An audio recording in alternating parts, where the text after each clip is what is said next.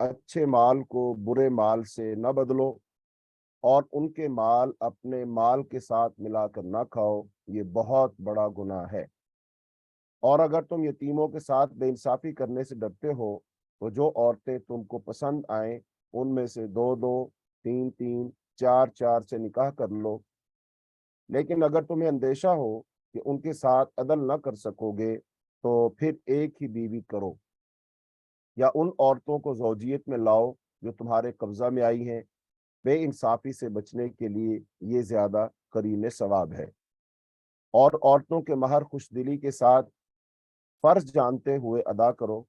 अलबत्ता अगर वो खुद अपनी खुशी से महर का कोई हिस्सा तुम्हें माफ कर दें तो उसे तुम मजे से खा सकते हो। और अपने वो माल जिन्हें अल्लाह ने तुम्हारे लिए क़याम ज़िंदगी का जरिया बनाया है नादान लोगों के हवाले ना करो। अलबत्ता इन्हें खाने और पहनने के लिए दो और उन्हें नेक हिदायत करो। और यतीमों की आजमाइश करते रहो यहाँ तक कि वो निकाह के काबिल उम्र को पहुंच जाएं। फिर अगर तुम उनके अंदर अहलियत पाओ तो उनके माल उनके हवाले कर दो। ऐसा कभी ना करना कि हद इंसाफ से तजावुज करके इस खौफ से उनके माल जल्दी जल्दी खा जाओ कि वो बड़े होकर अपने हक का मुतालबा करेंगे। यतीम का जो सरपरस्त मालदार हो वो परहेजगारी से काम ले, और जो गरीब हो वो मारूफ तरीका से खाए। फिर जब उनके माल उनके हवाले करने लगो तो लोगों को इस पर गवाह बना लो, और हिसाब लेने के लिए अल्लाह काफी है। मर्दों के लिए उस माल में हिस्सा है जो माँ बाप और रिश्तेदारों ने छोड़ा हो, और औरतों के लिए इस माल में हिस्सा है जो माँ बाप और रिश्तेदारों ने छोड़ा हो, खा खा थोड़ा हो या बहुत, और ये हिस्सा अल्लाह की तरफ से मुकर्रर है। और जब तकसीम के मौके पर कुनबा के लोग और यतीम और मिस्कीन आए तो इस माल में से उनको भी दो और उनके साथ भले मानसों की सी बात करो। लोगों को इस बात का ख्याल करके डरना चाहिए कि अगर वो खुद अपने पीछे बेबस औलाद छोड़ते मर जाते तो मरते वक्त इन्हें अपने बच्चों के हक में कैसे कुछ अंदेशे लायक होते। बस चाहिए कि वो खुदा का खौफ करें और रास्ते की बात करें, सच्चाई की बात करें। जो लोग जुल्म के साथ यतीमों के माल खाते हैं दर हकीकत वो अपने पेट में आग भरते हैं, और वो जरूर जहन्नम की भड़कती हुई आग में झोंके जाएंगे। तुम्हारी औलाद के बारे में अल्लाह तुम्हें हिदायत करता है कि मर्द का हिस्सा औरतों के बराबर है। ये सूरा अन-निसा की इब्तिदाई आयात है। इससे पहले कि सूरा अन-निसा के मज़ामीन और उसकी तौज़ी और तशरीह करें तो सूरा अन-निसा का थोड़ा सा तारुफ आपके सामने पेश कर दिया जाए, ताकि ये मालूम हो जाए कि इसका ज़माना नुज़ूल क्या है और उस वक़्त के मदीना के हालात क्या है। तो सूरा अन-निसा का ज़माना नुज़ूल ये ग़ज़वा उहुद के बाद है, और ग़ज़वा उहुद हुआ 3 हिजरी में। इसका मतलब ग़ज़वा उहुद में कुछ ऐसे मसाइल पेश आए थे जो इससे पहले पेश नहीं आए थे। उनमें से एक बहुत बड़ा मसला ये था कि ग़ज़वा उहुद में 70 मुसलमान शहीद हुए थे, और मदीना मुनव्वरा में औस और खजरज के और इसके साथ साथ जो मुहाजिरीन के घराने थे उन घरानों में से बहुत सारे घरानों में से लोग उस वक्त शहीद हो गए। तो जाहिर बात है जब मर्द शहीद होगा तो उसका असर कई लोगों पर पड़ेगा। उसकी बीवी जो है वो बेवा हो जाएगी, उसके जो बच्चे होंगे वो यतीम हो जाएंगे, और फिर उसकी जो वरासत होगी अब उसको तकसीम किया जाएगा। अब उसकी औलाद में बेटे हैं, बेटियां हैं, और उसकी बीवी है, और उसके माँ बाप भी हैं। तो अब माँ बाप को कितना हिस्सा मिलेगा, बीवी को कितना हिस्सा मिलेगा, बेटे बेटियों को वरासत में से कितना हिस्सा मिलेगा। तो ये अहम तरीन मसाइल थे। तो अब ये लोगों को दरपेश थे, तो लिहाजा अल्लाह ताला ने इसलिए जो वरासत के अहकाम है वो नाजिल फरमा दी। और इससे ये पता चला कि सूरत का ज़माना वो ग़ज़वा उहुद के बाद का ज़माना है। और फिर इसी तरह मदीना मुनव्वरा में जो मुसलमानों के साथ बाकी ग्रोह तो थे ही थे, यानी कि यहूदी और اوس اور خزرج کے وہ لوگ جو مسلمان نہیں ہوئے تھے وہ مشرکین، اور پھر مسلمانوں کے بیچ رہنے والے وہ منافقین۔ تو اس کا مطلب یہود و نصارہ اور مشرکین اور پھر منافقین، یہ چار گروہ تھے۔ اچھا، اب غزوہ احد سے پہلے پہلے یہ جو مشرکین تھے یا یہود و نصارہ تھے اور منافقین تھے، ان کے دلوں میں جو مسلمانوں کے خلاف عداوت تھی، جو دشمنی تھی، وہ ذرا پردے میں تھی۔ لیکن غزوہ احد کے بعد یہ جو خاص طور پر منافقین تھے کھل کر سامنے آ گئے، کیونکہ غزوہ احد میں منافقوں کا جو سردار تھا عبداللہ بن ابی، وہ 300 لوگوں کو رستے سے لے کر واپس آ گیا، جبکہ مسلمانوں کی کل تعداد 1000 تھی اور مشرکین مکہ کی تعداد 3000 تھی۔ تو پہلے کفار کا جو لشکر تھا اس کی تعداد زیادہ تھی اور مسلمانوں کی تعداد کم تھی، اور پھر جب مسلمانوں کی 1000 تعداد میں سے عبداللہ بن ابی 300 لوگوں کو لے کر وہ رستے سے واپس آ گیا، تو ظاہری بات ہے اس کا اثر مسلمانوں پر نفسیاتی طور پر تو پڑنا تھا کہ ہماری تعداد تو پہلے ہی کم تھی اور ہماری تعداد اور کم ہو گئی ہے۔ بہرحال یہاں سے منافقین جو تھے ان کا نفاق کھل کر سامنے آ گیا کہ یہ مسلمانوں کے دوست نہیں، یہ آستین کے سانپ ہیں، اور یہ وہ بیمار ذہنیت والے لوگ ہیں جو مدینہ کی ریاست کو اندر ہی اندر کھوکھلا کر رہے ہیں۔ یہ وہ دیمک ہے جو اندر ہی اندر مسلمانوں کی ریاست کو کھا رہی ہے۔ تو لہذا اب منافقین کے بارے میں بھی کچھ احکامات دینے تھے، اور ایسے ہی مدینہ منورہ میں ان تمام حالات کے باوجود یہود و نصارہ کی مخالفت موجود ہے، منافقین کا نفاق موجود ہے، اور پھر یہ جنگیں بھی ساتھ ساتھ ہو رہی ہیں اور مسلمانوں کی تعداد کم ہے اور اس میں سے شہادتیں ہو رہی ہیں۔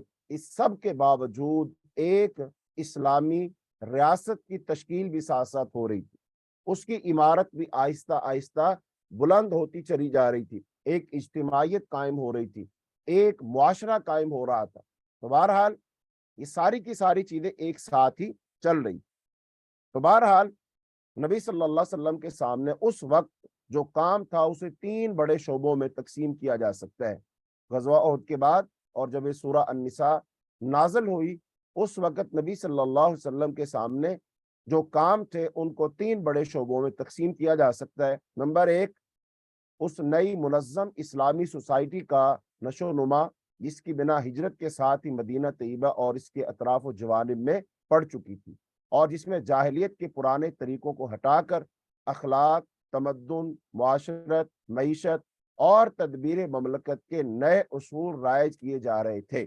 ایک تو یہ امور نبی صلی اللہ علیہ وسلم کے پیش نظر تھے، اور دوسرا بڑا شعبہ جو تھا وہ یہ کہ اس کشمکش کا مقابلہ جو مشرکین عرب، یہودی قبائل اور منافقین کی مخالف اصلاح طاقتوں کے ساتھ پوری شدت کے ساتھ جو ایک مہم جاری تھی، اور تیسرا یہ کہ اسلام کی دعوت کو ان مزاحم قوتوں کے علی الرغم پھیلانا، ان تمام مشکلات اور ان تمام دشمنوں کی ہزارہ کوششوں سازشوں کے باوجود اس کو پھیلانا اور مزید دلوں اور دماغوں کو مسخر کرنا۔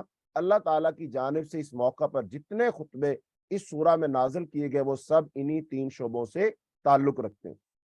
اسلامی سوسائٹی کی تنظیم کے لیے سورہ بقرہ میں جو ہدایات دی گئی تھیں، اب یہ سوسائٹی ان سے زائد ہدایت کی طالب تھی، اس لیے سورہ نساء کے ان آیات میں اور اللہ تعالیٰ کی طرف سے احکامات میں زیادہ تفصیل کے ساتھ بتایا گیا کہ مسلمان اپنی اجتماعی زندگی کو اسلام کے طریق پر کس طرح درست کریں۔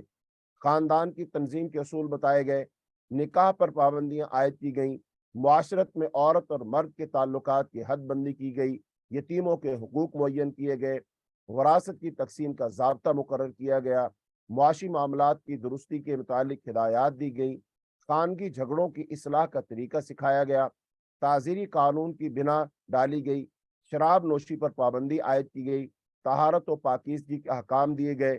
مسلمانوں کو بتایا گیا کہ ایک صالح انسان کا طرز عمل خدا اور بندوں کے ساتھ کیسا ہونا چاہیے۔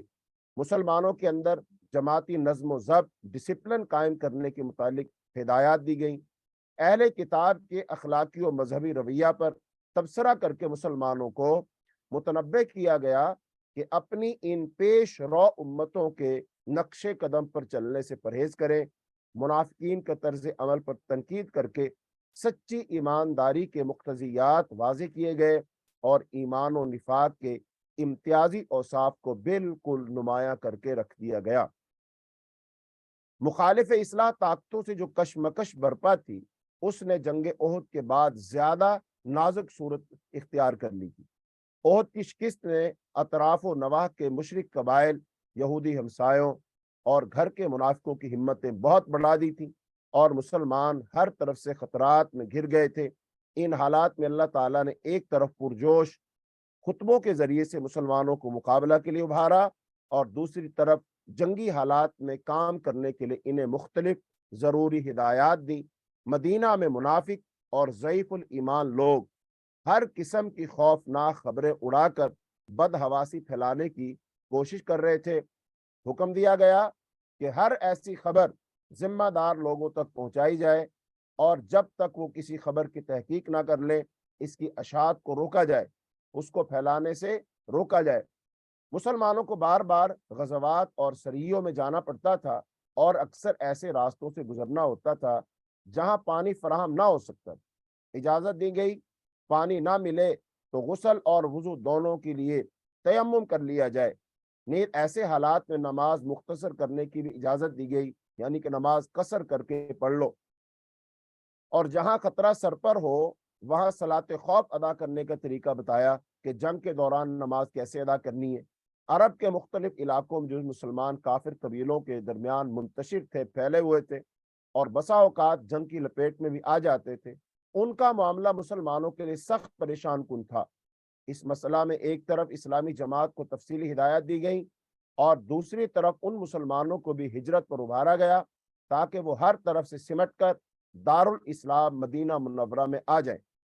یہودیوں میں سے بنی نذیر کا رویہ خصوصیت کے ساتھ نہایت معاندانہ اور دشمنی پر مبنی ہو گیا تھا اور وہ معاہدات کی سری خلاف ورزی کر کے کھلم کھلا دشمنان اسلام کا ساتھ دے رہے تھے اور خود مدینہ میں محمد صلی اللہ علیہ وسلم اور آپ کی جماعت کے خلاف سازشوں کے جال بچھا رہے تھے۔ ان کی اس روش پر سخت گرفت کی گئی اور انہیں صاف الفاظ میں آخری تنبیہ کر دی گئی۔ اس کے بعد ہی مدینہ سے ان کا اخراج عمل میں آیا، ان کو یہاں سے نکال دیا گیا۔ منافقین کے مختلف گروہ مختلف طرز عمل رکھتے تھے اور مسلمانوں کے لیے یہ فیصلہ کرنا مشکل تھا کہ کس قسم کے منافقوں سے کیا معاملہ کریں۔ یہ منافقوں کی جو اقسام تھی یہ ہم نے سورہ بقرہ کے شروع میں ان کو تفصیل کے ساتھ بیان کیا تھا۔ اگر کوئی بہن نہیں ہے اور اس نے ان کو نہیں سنا ہے یا کوئی بھی شخص جو ہماری بات کو سن رہا ہے تو وہ پھر سورہ بقرہ کی جو ہمارا ابتدائی لیکچر تھا اس میں منافقوں کی اقسام کو وہاں سن سکتا ہے۔ بہرحال یہ فیصلہ کرنا مشکل تھا کس قسم کے منافقوں سے کیا معاملہ کی۔ ان سب کو الگ الگ طبقوں میں تقسیم کر کے ہر طبقہ کے منافقوں کے متعلق بتایا گیا کہ ان کے ساتھ برتاؤ یہ ہونا چاہیے۔ غیر جانبدار معاہد قبائل کے ساتھ جو رویہ مسلمانوں کا ہونا چاہیے تھا اس کو بھی واضح کیا گیا۔ سب سے زیادہ اہم چیز یہ تھی کہ مسلمانوں کا اپنا کریکٹر بے داغ ہونا چاہیے۔ اس کشمکش میں یہ مٹھی بھر جماعت اگر جیت سکتی تھی تو اپنے اخلاق فاضلہ ہی کے زور سے جیت سکتی تھی۔ اس لیے مسلمانوں کو بلند ترین اخلاقیات کی تعلیم دی گئی اور جو کمزوری بھی ان کی جماعت میں ظاہر ہوئی اس پر سخت گرفت کی گئی۔ دعوت و تبلیغ کا پہلو بھی اس سورہ میں اللہ رب العالمین نے رہنے نہیں دیا، اس پر بھی روشنی ڈالی ہے کہ جاہلیت کے مقابلہ میں اسلام جس اخلاقی و تمدنی اصلاح کی طرف دنیا کو بلا رہا ہے اس کی توضیح کرنے کے علاوہ یہودیوں، عیسائیوں اور مشرکین تینوں گروہوں کے غلط مذہبی تصورات اور غلط اخلاق و اعمال پر اس صورت میں تنقید کر کے ان کو دین حق کی طرف دعوت دی گئی۔ اب گویا کہ ہم اس صورت کا یہ مختصر سا تعارف جو ہے اس میں سے گزر چکے ہیں، اس کو ہم نے ایک نظر اس پر ڈال لی ہے، تو اب ہم اس کا تعلق جوڑتے ہیں سورہ فاتحہ کے ساتھ، سورہ بقرہ کے ساتھ اور سورہ آل عمران کے ساتھ۔ تو سورہ الفاتحہ میں آخر میں یہ دعا کی گئی تھی کہ اللہ ہمیں صراط مستقیم تو دکھا، لیکن لیکن ان لوگوں کا راستہ دکھانا جن پر تو نے انعام کیا، اور جن پر تیرا غضب کیا گیا یعنی یہودی، اور جو گمراہ ہوئے یعنی نصارہ، ہمیں ان کا راستہ نہ دکھانا، ہمیں ان سے بچا۔ تو اب سورہ البقرہ میں یہودیوں کی جو نفسیات تھی، ان کی جو عادات تھی، ان کی مسلمانوں سے جو دشمنی اور جو عداوت تھی اور ان کے جو رویے تھے، اس پر تفصیلاً روشنی ڈالی گئی۔ تو اس کا مطلب مسلمانوں نے اس بات کو سمجھ لیا کہ جو مغضوب علیہ یہود تھے ان پر اللہ کی طرف سے لعنت ہوئی، غضب ہوا، ان کو خنزیر بنایا گیا، بندر بنایا گیا، ان پر اور 10 قسم کے عذاب نازل ہوئے۔ تو لہذا ہم نے اپنے اندر ان صفات میں سے کوئی صفت پیدا نہیں کرنی، ہم نے ان جیسا نہیں بننا، ہم نے ان جیسا رویہ نہیں اپنانا۔ اس کے بعد سورہ آل عمران میں جو نصارہ تھے، عیسائی تھے، ان کی عادات، ان کا اخلاقیات، ان کا کردار اور ان کا عقیدہ، ان کا نظریہ جو تھا، اس کو تفصیل کے ساتھ بیان کیا گیا۔ اور اب پھر مسلمانوں کے سامنے یہ وضاحت اس لیے کی گئی کہ ہمارے اندر نصارہ جیسی صفات بھی نہیں پانی چاہیے، ہمارے اندر نصارہ جیسے کام بھی نہیں ہونے چاہیے، کیونکہ ہم نہ یہودیوں جیسے بنیں گے اور نہ نصارہ جیسے بنیں گے۔ اور ساتھ ساتھ جو مشرکین مکہ تھے، ان کا جو عقیدہ ہے، ان کا جو نظریہ ہے، اس کو بھی واضح طور پر بیان کیا گیا، اور اس کا مقصد بھی یہ تھا کہ ہم نے مشرکین مکہ جیسی عادات اور اخلاق نہیں اپنانی، ان کے عقائد اور نظریات نہیں اپنانے۔ اس کا مطلب یہ ہوا اب ایک مسلمان کا جو کردار ہے بالکل متعین ہو گیا، بالکل واضح ہو گیا کہ ایک مسلمان اپنے اخلاق میں، کردار میں، معاشرت میں، معیشت میں، لین دین میں، خوشی میں، غمی میں، سیاست میں، حکومت میں، زندگی کے تمام کاموں میں وہ نہ عیسائیوں جیسا ہوتا ہے، نہ یہودیوں جیسا ہوتا ہے، نہ مشرکین جیسا ہوتا ہے، نہ منافقین جیسا ہوتا ہے، بلکہ وہ کیسا ہوتا ہے؟ وہ ویسا ہوتا ہے جیسا اللہ رب العالمین نے ان کی تصویر قرآن پاک میں کھینچی۔ قرآن پاک میں اللہ نے ایمان والوں کو جو اوصاف بیان کی، مسلمان ویسا ہوتا ہے۔ اور اس کی انسانوں میں سے اعلیٰ ترین جو صورت ہے وہ ہے حضرت محمد صلی اللہ علیہ وسلم، کہ ہم نے زیادہ سے زیادہ کس کے مشابہ ہونا ہے؟ حضرت محمد صلی اللہ علیہ وسلم، کیونکہ اللہ تعالیٰ نے انہی کو ہمارے نمونہ بنائے۔ اللہ نے فرمایا لقد کان لکم فی رسول اللہ اسوۃ حسنہ، تمہارے لیے اسوہ حسنہ حضرت محمد صلی اللہ علیہ وسلم نے، ہمیں حکم دیا گیا ہم نبی صلی اللہ علیہ وسلم کی اتباع کریں، جیسا کہ اللہ نے فرمایا قل ان کنتم تحبون اللہ فاتبعونی، اے نبی کہہ دیجئے اگر تم اللہ سے محبت کرتے ہو تو میری پیروی کرو، یحببکم اللہ، اللہ تم سے محبت کرے گا۔ کہیں اللہ نے فرمایا اطیعوا اللہ واطیعوا الرسول، اللہ کی اطاعت کرو اور اس کے رسول کی اطاعت کرو۔ بہرحال نبی صلی اللہ علیہ وسلم جیسا ہم نے بننا، یہ بات طے ہو گئی، اور یہ ہمیشہ کے لیے طے ہے، اس وقت کے لیے بھی طے ہو گئی، آج کے لیے بھی طے ہے، اور آنے والے وقت کے لیے بھی طے ہے۔ آج کا مسلمان اپنے آپ کو کیسا بنائے گا؟ وہ نبی صلی اللہ علیہ وسلم جیسا بنائے گا۔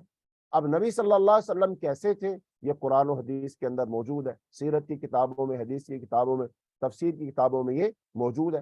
اب مسلمانوں کا نظام کیسا ہو، مسلمانوں کی معاشرت کیسی ہو، سیاست کیسی ہو، ان کی خوشیاں غمیاں کیسی ہوں، ان کا طرز معاشرت کیسا ہو، یہ تمام زندگی کے بڑے بڑے شعبے، ان میں ہم نے نبی صلی اللہ علیہ وسلم کی پیروی کرنی ہے، رسول اللہ صلی اللہ علیہ وسلم جیسا بننا ہے۔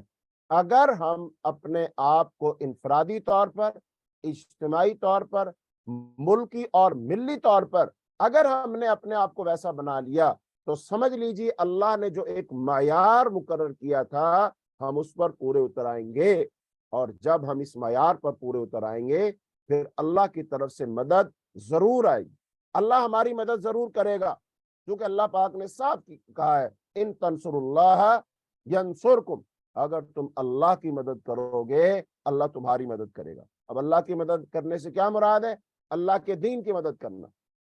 اور ایسے ہی فرمایا کہ اوفوا بعہدی اوفی بعہدکم، یہ اللہ کا وعدہ سب کے لیے کہ تم میرے وعدے پورے کرو میں تمہارا وعدہ پورا کروں۔ تب ہم نے اللہ سے کیا وعدہ کیا؟ ہم نے وعدہ یہی کیا کہ اللہ تو ہمارا الہ ہے، ہم تجھے ہی اپنا الہ مانیں گے، تو ہمارا معبود ہے، تو ہمارا مشکل کشا، حاجت روا ہے، بگڑیاں بنانے والا ہے، ساری عبادت تیرے لیے اللہ، ساری نیاز، قربانی سب تیرے لیے اللہ، تیرے لیے ہماری پیشانی جھکیں گی، تیری ہم اطاعت کریں گے۔ پھر اللہ کا وعدہ کیا ہے؟ میں تمہیں اپنا بندہ بنا لوں گا، میں تم سے راضی ہو جاؤں، میں تم سے خوش ہو جاؤں گا۔ میں تمہیں غالب کروں گا, میں تمہیں حکومت دوں گا, میں تمہیں عزت دوں گا, میں تمہیں سلطنت دوں گا, امن اور سکون دوں گا. اب جو تمہارے دشمن پھر وہ اللہ کے دشمن بن جائیں گے, لہٰذا یہ اللہ پاک کا وعدہ ہے. تو اس کا مطلب آج ہم اگر اس معیار قرآن پر پورے اتر آئے اور ہم اللہ والے بن جائیں اور اپنے سارے کاموں کو اللہ کے سپرد کر دیں, تو اللہ رب العالمین یقیناً ہم جہاں بھی ہیں, جو بھی ہیں, جس حال میں بھی ہیں, جس ملک میں بھی ہیں, اللہ تعالی ہماری مدد کرے گا. لیکن اگر ہم نے یہ کام نہ کیا تو پھر جیسے ہم اتنی تعداد میں ہونے کے باوجود کہ 1.5 ارب مسلمان ہیں, 57-58 اسلامی ملک ہیں, ہمارے پاس زرخیز میدان ہے, ہمارے پاس زراعت ہے, ہمارے پاس گرم پانی ہے, دریا ہے, سمندر ہے, افراد ہیں, تعداد ہے, ہمارے پاس تیل کے کنویں ہیں, سونے کے پہاڑ ہیں, ہمارے پاس فوجیں ہیں, ہمارے پاس اسلحہ ہے, ہمارے پاس تمام قسم کے وسائل موجود ہیں. لیکن اس کے باوجود ہم دنیا میں قسم پرسی کی حالت میں زندگی گزار رہے ہیں, بیچاری کی حالت میں, لاچارگی کی حالت میں. مسلمانوں سے زیادہ مظلوم کوئی نہیں, مقہور کوئی نہیں, لاچار کوئی نہیں, بے بس کوئی نہیں. تو لہٰذا جب ہم اللہ رب العالمین کی اطاعت اور بندگی کریں گے, اللہ تعالی ان مجبوریوں کو, ان مقہوریوں کو, ان لاچاریوں کو, ان بے بسیوں کو اللہ تعالیٰ ختم کر دے گا اور اللہ تعالیٰ ہمیں عزت دے گا. کیونکہ اللہ تعالیٰ کے ہاتھ میں سب کچھ. اللہ تو فرماتے ہیں کہ اللہم مالک الملک تؤتی الملک ممن تشاء وتنزع الملک ممن تشاء. اے اللہ تو مالک الملک ہے, تو جس سے چاہتا ہے بادشاہ چھین لیتا ہے, جس کو چاہتا ہے بادشاہ عطا کر دیتا ہے, اور اللہ جس کو چاہتا ہے عزت دیتا ہے, جس کو چاہتا ہے ذلت دیتا ہے. یہ سب کچھ اللہ رب العالمین کے فیصلے. یہاں پر ایک بات کو خاص طور پر نوٹ کر لیجیے, جب یہ ساری باتیں ہم بیان کرتے ہیں نا, تو بہت سارے مسلمانوں کے ذہنوں میں یہ بات آتی ہے, یہ خیال آتا ہے, اور خاص طور پر وہ لوگ جو جدت پسند ہیں, جو یورپ سے بہت زیادہ متاثر ہیں, اور وہ بیچارے قرآن اور حدیث کو نہیں جانتے, وہ تاریخ اسلام کو نہیں جانتے, نبی صلی اللہ علیہ وسلم کی سیرت و سنت کو نہیں جانتے. وہ یہ کہتے ہیں کہ حضرات یہ جو مسجدوں کے مولوی ہیں, یا یہ علماء ہیں, یا جو واعظین ہیں, خطباء ہیں, یہ مسجدوں میں جو لوگ ہیں, یہ ساری باتیں ہمیں بتاتے ہیں, سپنے دکھاتے ہیں, لیکن دنیا میں تو اس وقت عزت کفار کو مل رہی ہے, ہم مسلمانوں کو تو عزت نہیں مل رہی. یہ اس سے پہلے بھی اس بات پر ہماری وضاحت ہم نے پیش کی تھی, لیکن پھر کرتے ہیں پیش. تو یہاں پر اصول سمجھ لیجیے تاکہ یہ ابہام دور ہو جائے, اس بات کو آپ سمجھ لیں, اور دل جمی کے ساتھ اللہ رسول کی باتوں پر پورا کامل یقین آپ کو حاصل ہو جائے. دنیا میں ترقی 2 نظریوں کے ساتھ ملے گی. ایک نظریہ یہ ہے کہ دین کے ساتھ ترقی, اور ایک یہ ہے دین کے بغیر ترقی. دین کے ساتھ ترقی یعنی وہی عقیدہ, وہی نظریہ, قرآن اور حدیث, اللہ کی منشا اور مرضی, اس کو اپنائیں گے, اس کے مطابق ترقی کریں گے. ایک یہ ہے کہ ہمیں صرف ترقی چاہیے, ہمیں دین, عقیدہ, قرآن, اسلام, یہ ساری انفرادی باتیں, یہ آدمی کی ذات تک ہیں, انفرادی باتیں ہیں, لہٰذا ان کا ریاست کے ساتھ کوئی تعلق نہیں, ان کا معاشرت, معیشت کے ساتھ, سیاست ساتھ کوئی تعلق نہیں, لہذا دین کو الگ کر دیں, لہذا ہم اس کے بغیر ترقی کریں. اب یہ 2 نظریے, اب ان 2 نظریوں میں دنیا تقسیم ہے, وہ کفار بھی اور مسلمان بھی, کہ ترقی دین کے ساتھ کرنی ہے کہ ترقی دین کے بغیر کرنی. اب ظاہری بات ہے دین کے ساتھ ترقی کریں گے تو پہلے ہم سب سے اولیت اور اہمیت کس کو دیں گے؟ دین کو دیں گے. دین جتنی اجازت دے گا ہم وہ کام کریں گے. اور دوسرا کیا ہے؟ دین کو چھوڑ دو, دین سے ہم پوچھیں گے نہیں, اپنی مرضی سے کام کاج تجارت جیسے دل میں آگے ویسے کریں گے. ایک یہ طریقہ. اب پہلے یہ طے کرنا ہے کیسے ترقی کرنی. اب دنیا میں جو زیادہ ترقی ہوئی پڑی ہے, خاص طور پر کفار کے ملکوں میں, وہ ترقی کیسی ہے؟ دین کے بغیر ترقی. اور اس کا نتیجہ کیا نکلے گا؟ یہ ترقی صرف اس وقت تک ہے جب تک انسان زندہ ہے, اور جیسے انسان کو موت آئے گی یہ ترقی ختم ہو جائے گی. کیونکہ قبر میں تو اے سی نہیں لگے گا, قبر میں تو لائٹ نہیں لگے گی, قبر میں تو موبائل استعمال نہیں کریں گے, قبر میں تو یہ ساری سہولیات میسر نہیں ہوں گی. وہ تو ایک گڑھا ہے, ہمیں اس میں اترنا ہے. بعض لوگوں کو جلا دیا جائے گا, بعض لوگوں کو دبا دیا جائے گا. لیکن وہاں پر یہ دنیا کی کوئی ترقی کام نہیں آئی۔ اس کا مطلب یہ جو ترقی ہے بغیر دین کے، یہ صرف اور صرف اس وقت تک ہے جب تک انسان زندہ ہے۔ جیسے ہی انسان کی روح پرواز کر جائے گی، جیسے انسان فوت ہوگا، تو ساری ترقی ختم ہو جانی، اور پھر اس کے بعد قبر کی جو ساری زندگی ہے اس میں عذاب ہے۔ اس کے بعد قیامت کے دن جب قبر سے نکالا جائے گا، وہاں پر یہ دنیاوی ترقی کوئی کام نہیں آئے گی کیونکہ دین کے بغیر تھی، وہاں پر پھر عذاب ہے، اور پھر جب حساب و کتاب ہوگا پھر ابدی دائمی ناکامی ہے، اور اس کے بعد جہنم میں جانا پڑے گا اور ہمیشہ ہمیشہ کے لیے وہاں جلنا پڑے گا۔ یہ اس ترقی کے اثرات ہیں جو بغیر دین کے کی جا رہی۔ اور دوسری ترقی کون سی ہے؟ وہ ترقی جو دین کے مطابق ہے، اس میں اولیت، اہمیت، فوقیت، ترجیح دین کو ہے۔ جہاں سے دین منع کر دے گا ہم منع ہو جائیں گے، جن سے دین منع کر دے گا ہم ان سے منع ہو جائیں گے۔ دین کہے گا کفار تمہارے دشمن ہیں، ہمارے دشمن ہیں، ایمان والے تمہارے دوست ہیں، ہاں دوست ہیں۔ اچھا، پھر ہم اس دوستی اور دشمنی کو نبھائیں گے۔ اللہ جب چاہے گا ہم وہ کر دیں گے۔ اللہ کہے گا اعلان جنگ کر دو، ہم اعلان جنگ کر دیں گے۔ اللہ کہے گا امن، ہم کہیں گے امن۔ تو جو اللہ کے دوست وہ ہمارے دوست، جو اللہ کے دشمن وہ ہمارے دشمن، جو دین کے دشمن وہ ہمارے دشمن، جو دین کے دوست وہ ہمارے دوست۔ دین کی بنیاد پر، لہذا دین کی بنیاد پر ہمارے ملک چلیں گے، سیاست، معیشت، اقتصادیات، ہم روزی روٹی کمائیں گے، ہم وراثت تقسیم کریں گے، بچوں کی تربیت کریں گے، گھر کو چلائیں گے، معاشرے کو چلائیں گے دین کے مطابق۔ اس کا کیا ہونا ہے؟ کیا خیال ہے؟ یہاں پر اس بات کو نوٹ کر لیجئے، دھیان سے سن لیجئے اس بات کو۔ یہ بتائیے، وہ جو کفار ہیں وہ دین چھوڑ رہے ہیں، اس کے باوجود انہیں ترقی مل رہی ہے، تو کیا اللہ نہ چاہے تو وہ ترقی کر سکتے؟ نہیں، 100% یقینی بات ہے۔ اللہ نہ چاہے تو کوئی کافر دنیا میں ترقی نہیں کر سکتا۔ اس کا مطلب اب بھی ان کو جو ترقی مل رہی ہے، خوشحالی مل رہی ہے، وہ بھی اللہ ہی عطا فرما رہا ہے، اس میں تو کوئی شک ہے ہی نہیں، اللہ ہی دے رہا ہے۔ اچھا، جب اللہ دین چھوڑنے کے باوجود ان لوگوں کو ترقی دے رہا ہے، تو کیا خیال ہے جو لوگ دین کو اپنائے ہوئے ہوں گے، کیا اللہ تعالیٰ ان کو ترقی نہیں دے گا؟ کیونکہ یہ تو اللہ کے خاص بندے، یہ تو اللہ کے فرما بردار بندے، یہ تو اللہ کے حکموں پر چل رہے ہیں، یہ تو اللہ کی مرضی کے مطابق جی رہے۔ اور بھائی 100% پکی بات ہے، اللہ ان کو ترقی دے گا، خوشحالی دے گا، امن دے گا، عزت دے گا، غلبہ دے گا، عروج دے گا، اللہ ان کو ملک دے گا، سلطنتیں دے گا۔ یہ قرآن پاک اس بارے میں بالکل واضح، لیکن کاش ہمیں یقین آ جائے۔ اور دوسرا پوائنٹ، جب یہ دین پر عمل کرنے والا شخص، دین کے ساتھ ترقی کرنے والا شخص فوت ہو گیا، فوت ہونے کے بعد اس نے جو ترقی کی تھی کیا صرف دنیا تک رہے گی؟ نہیں، اللہ پاک اس کے اثرات قبر میں بھی دے گا۔ اللہ اس کی قبر کو روشن کرے گا، اللہ اس کو منور کرے گا، اللہ قبر میں جنت کے بچھونے بچھائے گا، جنت کے لباس پہنائے گا، اللہ جنت سے کھڑکیاں کھول دے گا، اللہ اس کو آرام سے میٹھی نیند سلا دے گا، جیسا کہ فرشتے آ کر کہتے ہیں نم کا نومت عروس، ایسے سو جا جیسے دلہن سو جاتی۔ اچھا، پھر جب ایک برزخ میں چلا گیا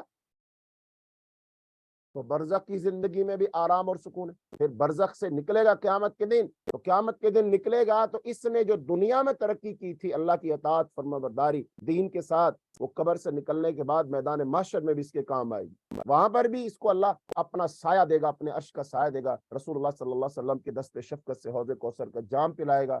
اللہ بہت سارے ایمان والوں کو ان کے مرتبے اور نیکیوں کے لحاظ سے قیامت کے دن اللہ نور کے ممبر رکھے گا مخلوق کے سامنے، اللہ ان پر ان کو بٹھائے گا، اللہ ان کے چہروں کو روشن اور منور کرے گا، اللہ تعالیٰ ان کا خوف دور کر دے گا۔ جب لوگ قبروں سے نکلیں گے، حدیث پاک میں آتا ہے اللہ ان کو سواریاں عطا فرمائے گا، وہ ان سواریوں پر بیٹھیں گے اور میدان محشر کی طرف جائیں گے، جہاں باقی لوگ پریشان ہوں گے، یہ سواریوں پر بیٹھے جا رہے ہوں گے، اللہ ان کو سواریاں عطا فرمائے گا۔ اس کا مطلب یہ ہوا کہ جو دنیا میں انہوں نے دین کے مطابق ترقی کی، زندگی گزاری، اس کا اثر قبر میں بھی تھا، پھر اس کا قبر سے نکلنے کے بعد بھی تھا، پھر جب میدان محشر میں پہنچ جائیں گے وہاں بھی تھا، اور جب پل صراط سے گزریں گے وہاں بھی ہوگا۔ اور وہ دین کے مطابق کی ہوئی دنیا میں ترقی، دین کے مطابق دنیا میں گزاری ہوئی زندگی انہیں اللہ کی جنت تک پہنچا دے۔ تو فیصلہ یہ کرنا ہے، ترقی دین چھوڑ کر کرنی ہے کہ دین کو اختیار کر کے کرنی ہے۔ اور ایک اور بات ذہن میں رکھ لیجئے، قرآن پاک میں اللہ پاک مال عطا کرتا ہے نا، اللہ کے مال عطا کرنے کا جو قاعدہ کلیہ ہے اس کو تھوڑا سا سمجھ لو، ذہن میں رکھ لو تاکہ بات سمجھنا آسان ہو جائے۔ قرآن پاک میں آتا ہے اگر سارے کے سارے لوگ، قرآنی آیات سورہ زخرف کی آیات ہے اور ان کا یہ مفہوم ہے کہ اگر سارے کے سارے لوگ ایک ہی ملت نہ بن جاتے تو اللہ تعالیٰ جو کافر ہیں نا، جو نافرمان ہیں، جو سرکش ہیں، جو بات نہیں مانتے، ایمان نہیں لاتے، رسول کی رسالت کو نہیں مانتے، دین اسلام کو نہیں مانتے، اللہ تعالیٰ کیا کرتا؟ اللہ تعالیٰ ان کے گھروں کی چھتوں کو سونے کے بنا دیتے، مکانات سونے چاندی کے بن جاتے، ان کے دروازے اور کھڑکیاں سونے چاندی کے بنا دیتا اللہ، سیڑھیاں زینے جو ہیں وہ سونے چاندی کی بنا دیتے۔ اچھا کیوں؟ وہ تو نافرمان ہے، وہ تو باغی ہے، وہ تو سرکش ہیں، وہ تو بات بھی نہیں مانتے، پھر اتنی دولت ان کو کیوں مل رہی؟ یہی تو بات سمجھنی ہے کہ اللہ تعالیٰ ان کو جو دنیا میں دے رہا ہے نا، یہ اس انعام کے طور پر نہیں دے رہا، یہ عذاب کے طور پر دے رہا ہے۔ یہ مال یہ عذاب کی صورت میں ملتا ہے، نافرمانی کی صورت میں ملتا ہے۔ اور وہ کون سا مال ہے جو عذاب کی صورت میں ملے گا؟ وہ مال ہے کہ جب انسان اللہ کی نافرمانی کر رہا ہو اور اس کے مال میں بھی اضافہ ہو رہا ہے، انسان حرام کام کر رہا ہو، دھوکہ دے رہا ہو، سود لے رہا ہو، اور اس کے باوجود اس کا مال بڑھ رہا ہے، سونا چاندی بڑھ رہا ہے، زمین جائیداد بڑھ رہی ہے، ایک فیکٹری سے دو فیکٹریاں ہو گئی، ایک مارکیٹ سے دو مارکیٹیں ہو گئی، چھوٹے گھر سے بڑا گھر ہو گیا، ایک گاڑی سے اور گاڑیاں ہو گئی، لائف سٹائل چینج ہو گیا، اچھا کھا رہے ہیں، اچھا پی رہے ہیں، اچھے محلات میں گھروں میں رہ رہے ہیں، اس کے باوجود نافرمانی اور بغاوت اور سرکشی کے باوجود سمجھ لیجئے یہ عذاب ہے، یہ عذاب ہے۔ ورنہ ایسے کیسے ہو سکتا ہے کہ کوئی شخص اللہ کی نافرمانی کر رہا ہو، اللہ اس کو اچھا کھلائے پلائے؟ یہ بالکل ویسے ہی ہے جیسے گھروں میں ہم چوہے دان رکھتے ہیں نا، اور چوہا پکڑنے کے لیے کیا کرتے ہیں؟ اس میں چوہے کی من پسند کوئی چیز لگاتے ہیں جس سے دور سے چوہے کو خوشبو آئے اور چوہا آ کر اس کو کھائے۔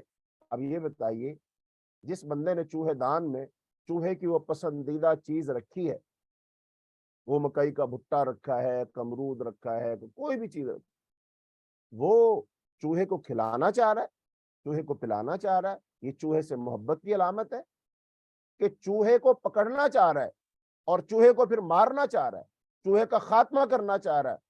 کس چیز کی علامت ہے یہ؟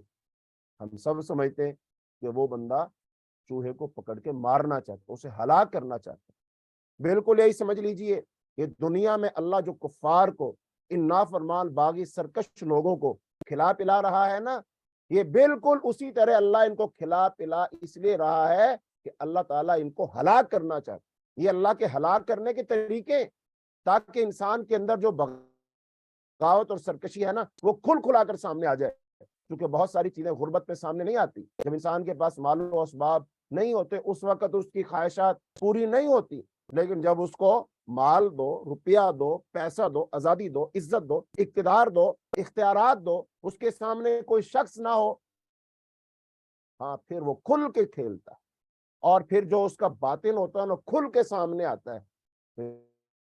اس کا مطلب اللہ دیکھنا چاہتے ہیں یہ شخص، ابھی تو اس کی بغاوت ظاہر ہوئی ہے 10%، باقی 90% تو ابھی اندر ہے، تو وہ کیسے باہر آنی ہے؟ اس کو موقع دو، اس کو مال دو، اقتدار دو، سب کچھ دو، تو اللہ تعالیٰ پھر ایسے لوگوں کو دیتا ہے، پھر اللہ تعالیٰ ان کو پکڑتا ہے۔ اس کی مثال قرآن پاک میں موجود ہے۔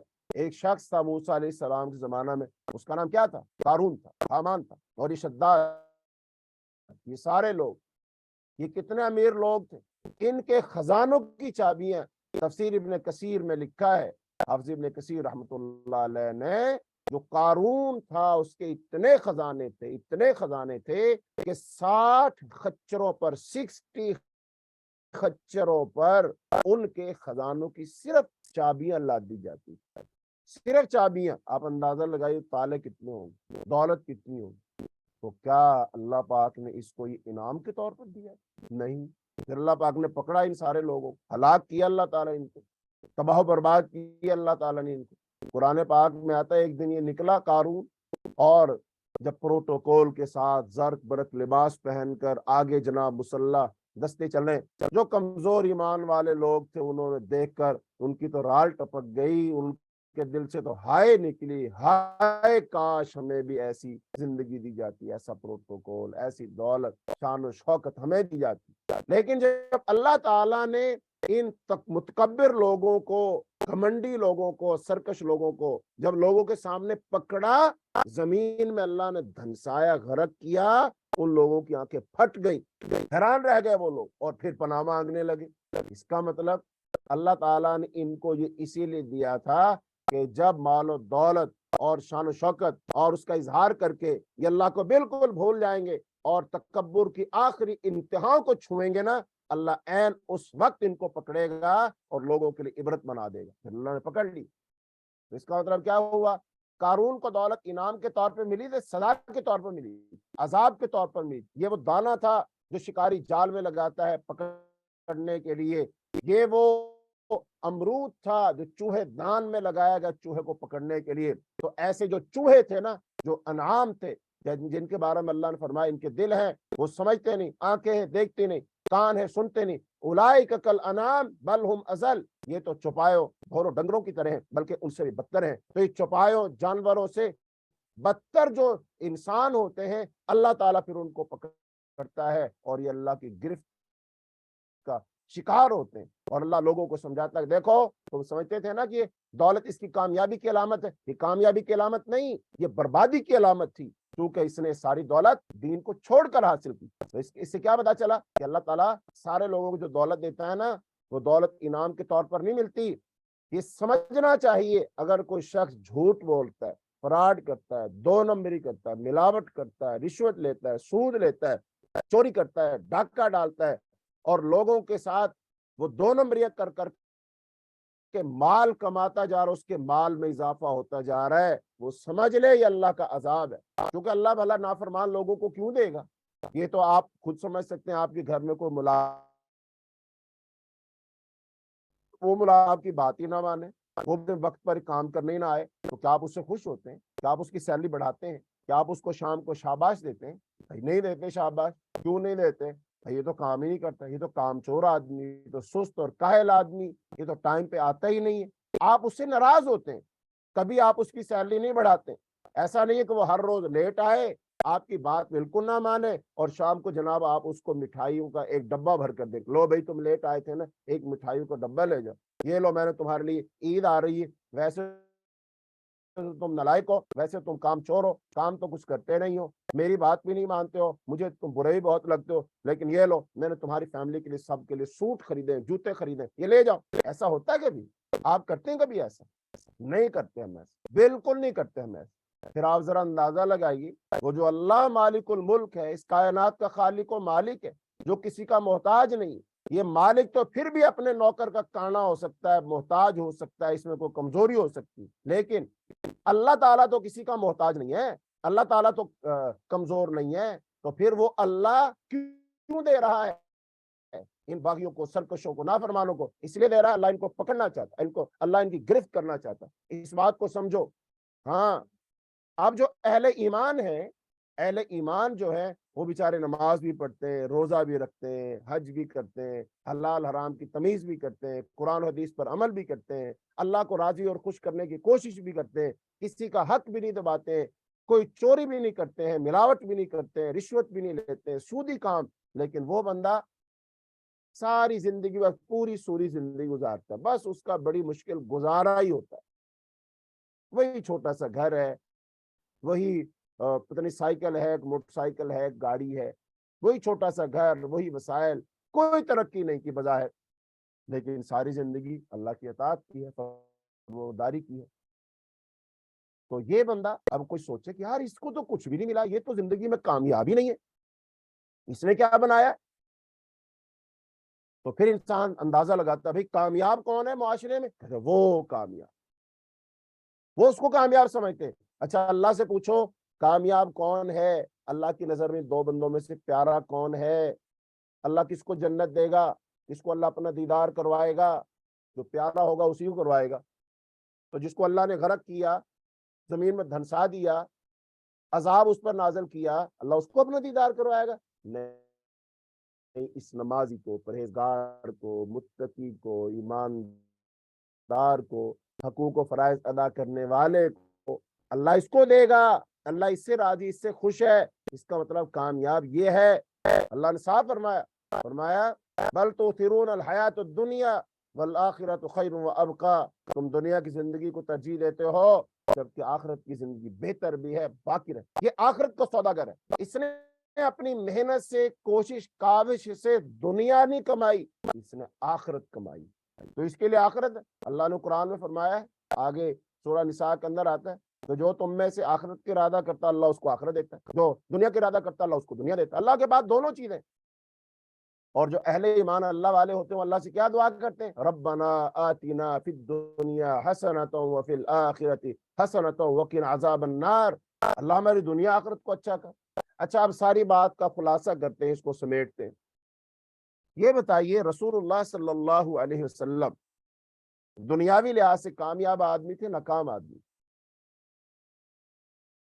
अगर कामयाबी का मायार घर, ओहदा, दौलत, अच्छा लिबास, खाना पीना, ये सारी चीजें, तो बताइए रसूलुल्लाह सल्लल्लाहु अलैहि वसल्लम का घर कैसा था? आपका खाना कैसा था? आपका लिबास कैसा था?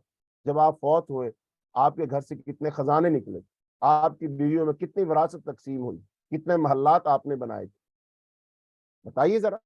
इस लिहाज से अल्लाह के रसूल सल्लल्लाहु अलैहि वसल्लम को किस कैटेगरी में रखेंगे कि अल्लाह के रसूल का घर कैसा था? छोटा सा कमरा है, खजूर के पत्तों की छत है, बारिश पड़ती है तो टपक पड़ती है, अल्लाह के रसूल घर में लेटते हैं, खजूर के पत्तों की बनी सिर्फ एक चटाई है, उस पर बिछाने के लिए कोई चादर भी नहीं है। अल्लाह के रसूल सल्लल्लाहु अलैहि वसल्लम अपने घर में है। हजरत उमर रज़ी अल्लाह तआला अन्हु तशरीफ लाते हैं और देखते हैं अल्लाह के रसूल के घर में एक तरफ एक मशकीज़ा लटका हुआ है, पानी पीने के लिए एक प्याला रखा हुआ है, कोने में थोड़ी सी खजूरें हैं, अल्लाह के रसूल चटाई पर लेटे हुए हैं और उस चटाई पर बिछाने के लिए चादर भी नहीं है, और उस चटाई के निशान हजूर पाक के जिस्म मुबारक पर छपे हुए हैं। और अल्लाह के रसूल को देखकर हजरत उमर रजी अल्लाह तआला अन्हु रो पड़े। हजरत उमर रजी अल्लाह तआला की आंखों में आंसू आ गए। अल्लाह के रसूल सल्लल्लाहु अलैहि वसल्लम ने पूछा, उमर क्या हुआ? कहा, अल्लाह के रसूल, आप अल्लाह के रसूल हैं, आपके घर का ये माहौल है, इतना सा सामान है, और वो जो दुनिया के काफिर हैं, बागी और सरकश हैं, वो बड़े बड़े महल्लात में रहते हैं, उनकी जिंदगी कैसी कैसी है, कितनी आसाइशों भरी जिंदगी, वो तो सारा कुछ आपको मिलना चाहिए और उनको नहीं मिलना चाहिए। तो अल्लाह के रसूल सल्लल्लाहु अलैहि वसल्लम क्या फरमाया, ए उमर, हमें इस दुनिया से क्या लेना? क्या तू इस बात पर खुश नहीं है कि अल्लाह उन्हें दुनिया में दे दे, हमें आखिरत में दे दे? और आपने फरमाया, मेरी मिसाल क्या है? मेरी मिसाल तो बिल्कुल ऐसे है जैसे एक राह चलता हो, मुसाफिर हो, वो राह में चलते चलते चलते कहीं थक गया, एक दरख्त के नीचे थोड़ा आराम करने के लिए कि ताजा दम होकर फिर अपनी मंजिल की तरफ रवाना हो जाऊंगा, थोड़ा सस्ता लेता है। तो हम तो इस दुनिया में मुसाफिर है और ये दुनिया हमारे लिए वो दरख्त है, हम इसके नीचे थोड़ा बैठ के आराम कर रहे हैं। हमने यहाँ से कहाँ जाना है? आगे अपनी मंजिल की तरफ जाना। और हमारी मंजिल क्या है? हमारी मंजिल तो आखिरत है। तो आखिरत के मुसाफिर हैं, हम आखिरत के राही हैं, हम आखिरत के तालिब और चाहने वाले हैं। हम दुनिया के तालिब और चाहने वाले नहीं है, हम दुनिया के बंदे नहीं है, हम आखिरत के बंदे हैं। तो ये रसूलुल्लाह सल्लल्लाहु अलैहि वसल्लम, बताइए अल्लाह के रसूल सल्लल्लाहु अलैहि वसल्लम अक्लमंद थे कि नहीं? इस लिहाज से फिर नबी सल्लल्लाहु अलैहि वसल्लम की वफात हो जाती, आपके घर में से क्या निकला? आप सल्लल्लाहु अलैहि वसल्लम की मैयत मुबारक घर में है, लेकिन घर में चिराग जलाने के लिए, दिया जलाने के लिए तेल नहीं है। अम्मा जी आयशा रज़ी अल्लाह तआला अन्हा का हुजरा है। अम्मा जी आयशा फरमाती है कि मैं किसी के घर से तेल लाई चिराग जलाने के लिए। ये किसका घर है? इस कायनात के इमाम का घर है, इमामुल अंबिया का घर, सैयद वुल्द आदम का घर, हजरत मोहम्मद सल्लल्लाहु अलैहि वसल्लम का घर है, तेल नहीं है। बताइए कहाँ रखेंगे अल्लाह के रसूल? आप समझदार अक्लमंद थे कि नहीं? फिर उसके बाद चलिए आगे, आगे चलिए। अल्लाह के रसूल सल्लल्लाहु अलैहि वसल्लम ने अपनी वफात से कुछ पहले थोड़ा सा एक यहूदी के यहाँ अपनी ज़रा गिरवी रखी और उससे कुछ खाने पीने का सामान, कुछ अनाज लिया। तो बताइए अल्लाह के रसूल की आखिरी जिंदगी के हालात ये हैं। अल्लाह के रसूल सल्लल्लाहु अलैहि वसल्लम एक दिन अपने घर से निकले, तपती दोपहर में, दोपहर का वक्त, नींद नहीं आ रही, निकले बाहर। जब निकले तो आगे से अबू बकर रजी अल्लाह तआला अन्हु ने पूछा, अबू बकर कैसे निकले? अबूबकर ने पूछा, अल्लाह के रसूल आप कैसे? आपने फरमाया, मुझे भूख लगी, भूख की वजह से आराम नहीं कर सकता, भूख ने घर से निकाल दी। कहा अल्लाह के रसूल मैं भूख की वजह से निकला। आगे गए तो हज़रत उमर रजी अल्लाह तआला अन्हु, कहा उमर कैसे आए इस वक्त, कैसे? कहा अल्लाह के रसूल भूख बहुत लगी, भूख ने मुझे घर से निकाल दिया। फिर तीनों मिलकर एक सहाबी के बाग में गए और उस सहाबी ने फिर आप लोगों को कच्ची पक्की सी खजूरें, अभी पकी नहीं थी पूरी खजूरें, कच्ची पक्की सी खजूरें दी और आपने चश्मे का पानी पिया। और फिर आपने फरमाया, सुम्मा लतुसअलुन्न यौमइज़िन अनिन नईम, फिर तुमसे जरूर भी जरूर क्यामत के दिन हर नेमत के बारे में सवाल किया जाए। कहा ये जो कच्ची पक्की खजूरें खा रहे हो ना और एक चश्मे का पानी पी रहे हो कुएं का, इनके बारे में भी सवाल किया जाए। ये हजरत मोहम्मद सल्लल्लाहु अलैहि वसल्लम। तो अब अल्लाह के रसूल सल्लल्लाहु अलैहि वसल्लम को रखिए कहाँ रखते हैं, क्या मुकाम मर्तबा देंगे? आप अक्लमंद थे कि नहीं, समझदार थे कि नहीं? क्या बनाया आपने, दुनिया से क्या लेकर गए आप? तो हमारे लिए नमूना कौन है? ये बड़े एस्टैब्लिश मुल्क, ये कुफ्फार की बड़ी बड़ी 100 200 मंजिला इमारतें, ये हमारा नमूना है? हमारे लिए नमूना हजरत मोहम्मद सल्लल्लाहु अलैहि वसल्लम की जिंदगी है। हम उनके ऐसा बनेंगे? तो बात को मुख्तसर करो, हमारी बात यहां से चली कि दुनिया में तरक्की आप हासिल कर सकते हैं कैसे? दीन के साथ और दुनिया के साथ।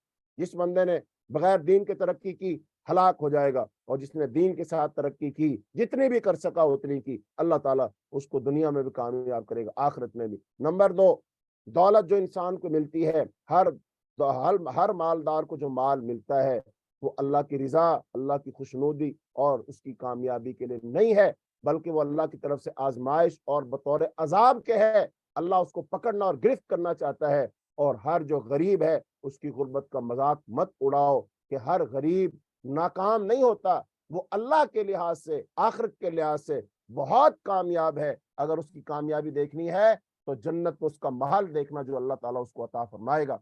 और फिर तकाबुल करना कि वो जो दुनिया के फिरौन थे, कारून, हामान और शद्दाद थे और बड़े बड़े मालदार लोग थे, वो उनका महल कहाँ है और इसका महल देखो जन्नत में। अल्लाह ताला एक मोती का महल जो अता फरमाएगा ना, 70 मील उसकी लंबाई चौड़ाई होगी, 70 मील लंबाई चौड़ाई होगी उस महल की जो अल्लाह ताला अता फरमाएगा। नबी सल्लल्लाहु अलैहि वसल्लम फरमाया, अल्लाह मोमिन को सोने के कंगन पहनाएगा, अगर उन कंगनों को मोमिन पहनकर अपना हाथ सूरज के सामने कर दे, वो उन कंगनों की इतनी चमक होगी कि सूरज की रोशनी मान पड़ जाएगी। अल्लाह ताला इसको सब्ज रेशमी लिबास पहनाएगा। इन्ना लिल मुत्तकीन मफाजा हदाइक व अनाबा। अल्लाह ताला ने जन्नतियों की सिफात बयान की है कि जन्नत में अल्लाह ताला क्या क्या देगा, तख्त देगा, नहरें देगा, महल्लात देगा, सोने चांदी की ईंटों से बने महल्लात देगा। नबी सल्लल्लाहु अलैहि वसल्लम ने फरमाया, मौज़िउ सौतिन फिल जन्नति खैरुम मिन दुनिया व मा फीहा। जन्नत की 1 फुट जगह, कोड़ा रखने की जगह, असल लफ्ज़ तो ये कोड़ा रखने की जगह दुनिया व मा फीहा से।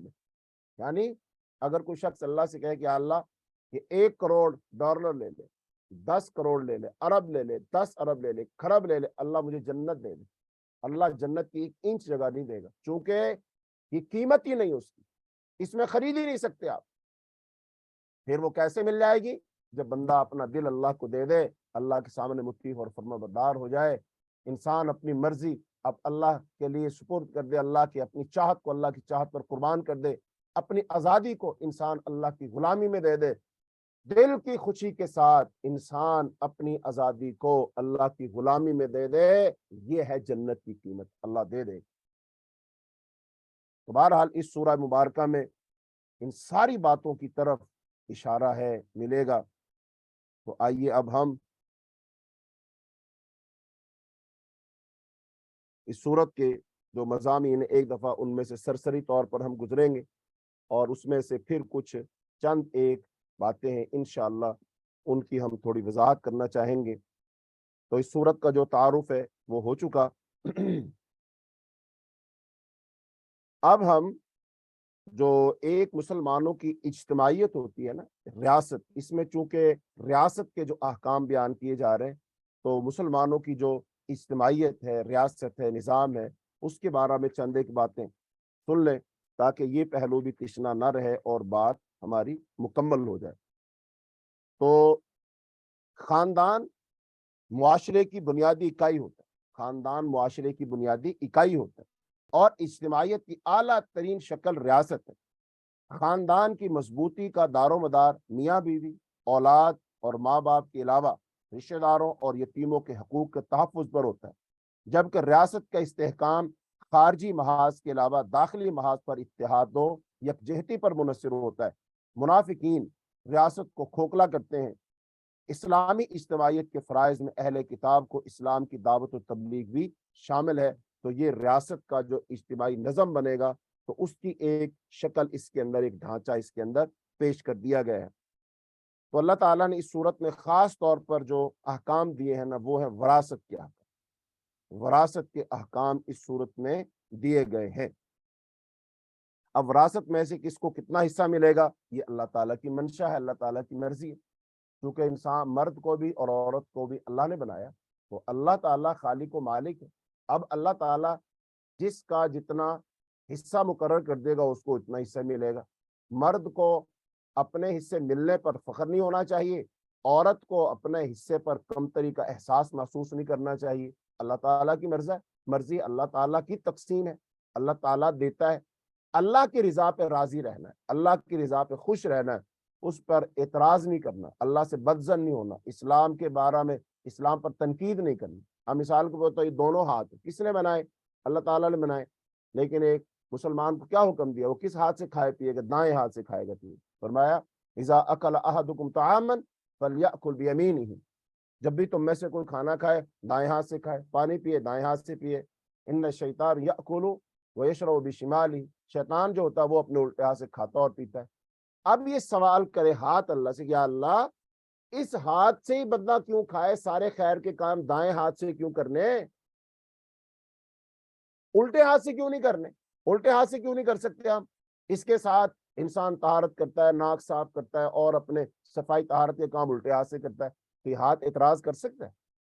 بتائیں، ہاتھ اعتراض کرے گا؟ نہیں کرے گا۔ کیوں نہیں کرے گا؟ یہ ہاتھ اللہ کے بنائے، اللہ جس کو جو منصب سونپ دے اس نے وہی ادا کرنا۔ اب جو عمارت بنی ہوتی ہے، کچھ اینٹیں اس کی بنیاد میں لگی ہوتی وہ تو نظر ہی نہیں آتی، اور کچھ اینٹیں وہ ہوتی ہیں جو محل کی سامنے کی دیوار اس کی پیشانی پہ لگی ہوتی۔ اینٹیں دونوں ہی ہیں، ایک محل کی پیشانی پہ لگی، ایک بنیاد پہ لگی۔ اب وہ بنیاد والی کہے کہ نہیں میں نے پیشانی پہ لگنا ہے، پیشانی والی کہے نہیں میں نے بنیاد پہ نہیں لگنا۔ بھائی کیوں؟ اور بھائی لگانے والے کی مرضی ہے نا، وہ جہاں جس کو چاہے لگا دے۔ ایسے ہی ایک کمہار ہنڈیا بناتا مٹی، ایک کمہار مٹی کے برتن بناتا، ہانڈی بناتا ہے۔ اب دونوں ہانڈیاں اس نے بنائی، ایک میں وہ ٹھنڈا پانی رکھتا ہے اور ایک کو وہ چولہے پہ چڑھا دیتا ہے۔ کمہار کی مرضی۔ اب کوئی کہہ سکتا ہے بھائی تم نے اس ہانڈی میں پانی کیوں رکھا، اس کو چولہے پہ کیوں چڑھایا؟ اللہ کی، اس کی کمہار کی مرضی، وہ مالک۔ ایسی اللہ تعالیٰ کی مرضی ہے، اللہ جہاں رکھے جیسے رکھے، جو چاہے حکم دے، جیسے چاہے تقسیم کر دے، مال کی تقسیم ہو، اوقات کی تقسیم ہو، کوئی بھی تقسیم ہو اللہ کرے، اور ہمیں اللہ تعالیٰ کے حکم پر سر تسلیم خم کرنا ہے۔ ہم نے اپنا سر جھکا دینا کہ اللہ سمعنا و اطعنا، ہم نے سنا اور ہم نے بات مان لی، ہم نے بات کو تسلیم کر لیا، اگرچہ مگرچہ چونکہ چنانچہ کچھ نہیں، اللہ تو جیسے چاہے گا ویسے ہی ہو۔ تو اس لیے اللہ تعالیٰ نے وراثت تقسیم کی ہے۔ جو ابتدائی آیات ہم نے آپ کے سامنے پڑھی ہیں، ان آیات میں اللہ تعالیٰ نے آیت نمبر 1 سے آیت نمبر 6 میں یہاں پر آغاز وحدت نسل انسانی کا اسلامی تصور پیش کیا ہے کہ تمام انسان آدم کی اولاد ہیں، کوئی اونچا نہیں کوئی نیچا نہیں۔ اس لیے نبی صلی اللہ علیہ وسلم نے شاہ فرمایا تھا کسی گورے کو کالے پر، کالے کو گورے پر، عربی کو اجمی پر، اجمی کو عربی پر کوئی فوقیت حاصل نہیں۔ اگر فوقیت کی کوئی وجہ ہے وہ صرف اور صرف تقوی ہے۔ یہی اللہ پاک نے یہاں ارشاد فرمایا، یہی بات اللہ نے سورہ حجرات میں بھی ارشاد فرمائی، فرمایا یا ایھا الناس، اے لوگو اللہ سے ڈر جاؤ، کہ تمہارا رب ہے جس نے تمہیں ایک جان سے پیدا کیا ہے۔ اب ایک جان سے پیدا کرنے کا کیا مراد ہے؟ آدم علیہ السلام کو اللہ نے اپنے ہاتھ سے بنایا، مٹی سے بنایا، اور پھر آدم علیہ السلام کی پسلی سے اللہ نے عورت کو بنایا، اس لیے عورت پسلی سے بنائی گئی۔ تو اس لیے اللہ تعالیٰ سے ڈرتے رہنے کی ہدایات کی گئی ہیں، جس نے سب کو ایک ہی جان سے پیدا کیا ہے۔ تمام مرد عورتیں ایک ہی آدم و حوا کی اولاد ہیں، اس وجہ سے خدا اور رشتہ رحم سب کے درمیان مشترک۔ اس کا بدیہی تقاضا یہ ہے کہ سب خدا سے ڈرتے رہیں اور سب رشتہ رحم کا احترام ملحوظ رکھیں۔ انہی دو بنیادوں پر اسلامی معاشرت کی بنیاد قائم ہوتی ہے، یعنی سب اللہ سے ڈریں اور اپنے رشتہ رحم کا وہ احترام کریں۔ یتیموں کے حقوق ادا کرنے کی تاکید کی گئی، اور زور آور سرپرست جو ہوتا ہے نا، مثلا جیسے غزوہ احد میں بہت سارے لوگ شہید ہو گئے تو اب ایک بندہ سرپرست بن گیا تو وہ جتنی چاہے عورتوں سے شادی کر لے، نہیں، جتنی چاہے عورتوں سے شادی نہیں کر سکتا۔ اور پھر ایسا نہیں ہے کہ وہ دیکھے جن کے سرپرست ختم ہو گئے ان کا مال و دولت ہتھیانے کے لیے بس وہ شادی کرتا چلا جائے تاکہ اس کی دولت بھی مجھے مل جائے، اس کی دولت بھی مجھے مل جائے۔ نہیں، اللہ دلوں کے حال خوب جانتا ہے۔ تو زور آور سرپرست اپنے رشتہ دار یتیموں کے اچھے مال اپنے برے مال سے بدل لیں یا اپنے مال کے ساتھ ملا کر اس کو ہڑپ کرنے کی تدبیریں نہ کریں۔ یتیموں کے حقوق کے تحفظ کے نقطہ نظر سے ان کی ماؤں سے نکاح کی اجازت دی گئی اور اس کے لیے 4 تک کی قید لگائی گئی۔ اور پھر ادائے مہر، حق مہر جو ہوتا ہے اس کی شرط کے ساتھ تعدد ازواج کی اجازت دی گئی، یعنی کہ زیادہ شادیاں کر سکتے ہیں۔ تعدد ازواج کا تعلق اگرچہ یتیموں کی ماؤں کے حوالے سے ہے لیکن اسے ان کے ساتھ مقید کرنا قرآن کے مفہوم کے خلاف ہے۔ البتہ تعدد ازواج کی اجازت عدل کے ساتھ مشروط ہے۔ اس پر فقہائے امت کا اتفاق ہے کہ اس آیت کی روح سے تعدد ازواج کو محدود کر دیا گیا ہے، یعنی کہ ایک مسلمان زیادہ سے زیادہ ایک وقت میں 4 بیویاں رکھ سکتا ہے، اس سے زیادہ نہیں رکھ سکتا۔ اور یہ بھی اس کے لیے ہے جو 4 کے درمیان عدل و انصاف کر سکے۔ اگر یہ عدل و انصاف نہ کر سکے پھر صرف اور صرف ایک رکھے گا، اس سے زیادہ نہیں رکھے گا۔ حدیث میں آتا ہے طائف کا ایک سردار تھا جس کا نام تھا غیلان، جب ایمان لائے تو اس کی 9 بیویاں تھیں، تو نبی صلی اللہ علیہ وسلم نے 4 کی اجازت دی اور اس سے کہا باقیوں کو چھوڑ دے، تو اس نے چھوڑ دی۔ ظاہر بات اسلام لانے کے بعد اپنی مرضی تو نہیں چلے گی، تو مرضی تو اللہ تعالیٰ کی چلے گی۔ پھر آگے آیت نمبر 7 سے آیت نمبر 14 میں تقسیم وراثت کے ضابطے کی تفصیل بیان کی گئی ہے تاکہ ضعیف و قوی سب کے حقوق معین ہو جائیں اور معاشرے میں ظلم و حق تلفی اور نزاع و مخاصمت کے سب دروازے، تمام جھگڑوں کے دروازے بند ہو جائیں۔ پھر آیت نمبر 15 سے 18 میں معاشرے کو فواحش سے پاک رکھنے کے لیے ایک ابتدائی حکم دیا گیا اور اس کے ساتھ ساتھ یہ امر بھی واضح کیا گیا کہ توبہ ان لوگوں کو قبول ہوتی ہے جو جہالت کی بنیاد پر کوئی گناہ کا کام کرتے ہیں اور پھر فوراً توبہ کرتے ہیں۔ جہالت کے معنی جذبات سے مغلوب ہو کر کوئی شرارت، ظلم اور گناہ کے ارتکاب کے ہیں۔ جو لوگ گناہ کے بعد فوری توبہ نہیں کرتے ان کا معاملہ اللہ کے سپرد ہے۔ پھر آیت نمبر 19 سے آیت نمبر 21 میں اس بات کو بیان کیا کہ عورت جو مال وراثت نہیں ہے، عورت کی اپنی حیثیت ہے، کوئی مال وراثت نہیں ہے کہ جیسے مال وراثت میں ملتا ہے ایسی عورت بھی وراثت کے مال میں سمجھی جائے گی۔ مثال کے طور پر ایک شخص فوت ہوتا ہے، اب اس کی اولاد میں اس کی وراثت تو تقسیم ہوگی، لیکن اب اس کی جو بیویاں ہیں کیا وہ بھی وراثت میں تقسیم ہوں گی؟ نہیں، وہ وراثت میں تقسیم نہیں ہوں گی۔ کوئی بھی شخص اپنی والدہ سے، وہ حقیقی ماں ہو یا سوتیلی ماں ہو، اس کے ساتھ نکاح نہیں کر سکتا، یہ حرام ہے بالکل۔ آگے آیت نمبر 22 سے 25 میں فرمایا باپ کی منکوحہ کے ساتھ بیٹی کو نکاح کی ممانعت ہے اور ان عورتوں کی تفصیل جن کے ساتھ نکاح جائز نہیں ہے۔ نیز شرائط نکاح کا بیان تاکہ معاشرہ بدکاری و بے حیائی اور ظلم و زیادتی کے مفاسد سے پاک رہے۔ جو لوگ اس وقت آزاد عورتوں سے نکاح کی استطاعت نہیں رکھتے تھے ان کو مسلمان لونڈیوں کے ساتھ بعض شرائط کے ساتھ نکاح کی اجازت دی گئی، اور قید نکاح میں آ جانے کے بعد اگر ان لونڈیوں سے بدکاری کا صدور ہو تو ان کے لیے تعزیر کا سزا کا ضابطہ مقرر کیا گیا۔ پھر آیت نمبر 26 سے 31 میں فرمایا کہ مسلمانوں کو ایک دوسرے کا مال ناجائز ذرائع سے کھانے اور ایک دوسرے کا خون بہانے کی ممانعت کی گئی۔ جو لوگ معاشرے میں ظلم و عدوان کی تخم ریزی کریں گے وہ سب جہنم میں جھونک دیے جائیں گے۔ پھر اس کے بعد آیت نمبر 32-33 میں فرمایا کہ شریعت میں عورت اور مرد دونوں کے لیے جو حدود و حقوق معین کر دیے گئے ہیں سب ان کے اندر ہیں، اپنے اپنے حدود کے اندر ہر ایک خدا کے ہاں اپنی محنت کا اجر پائے گا۔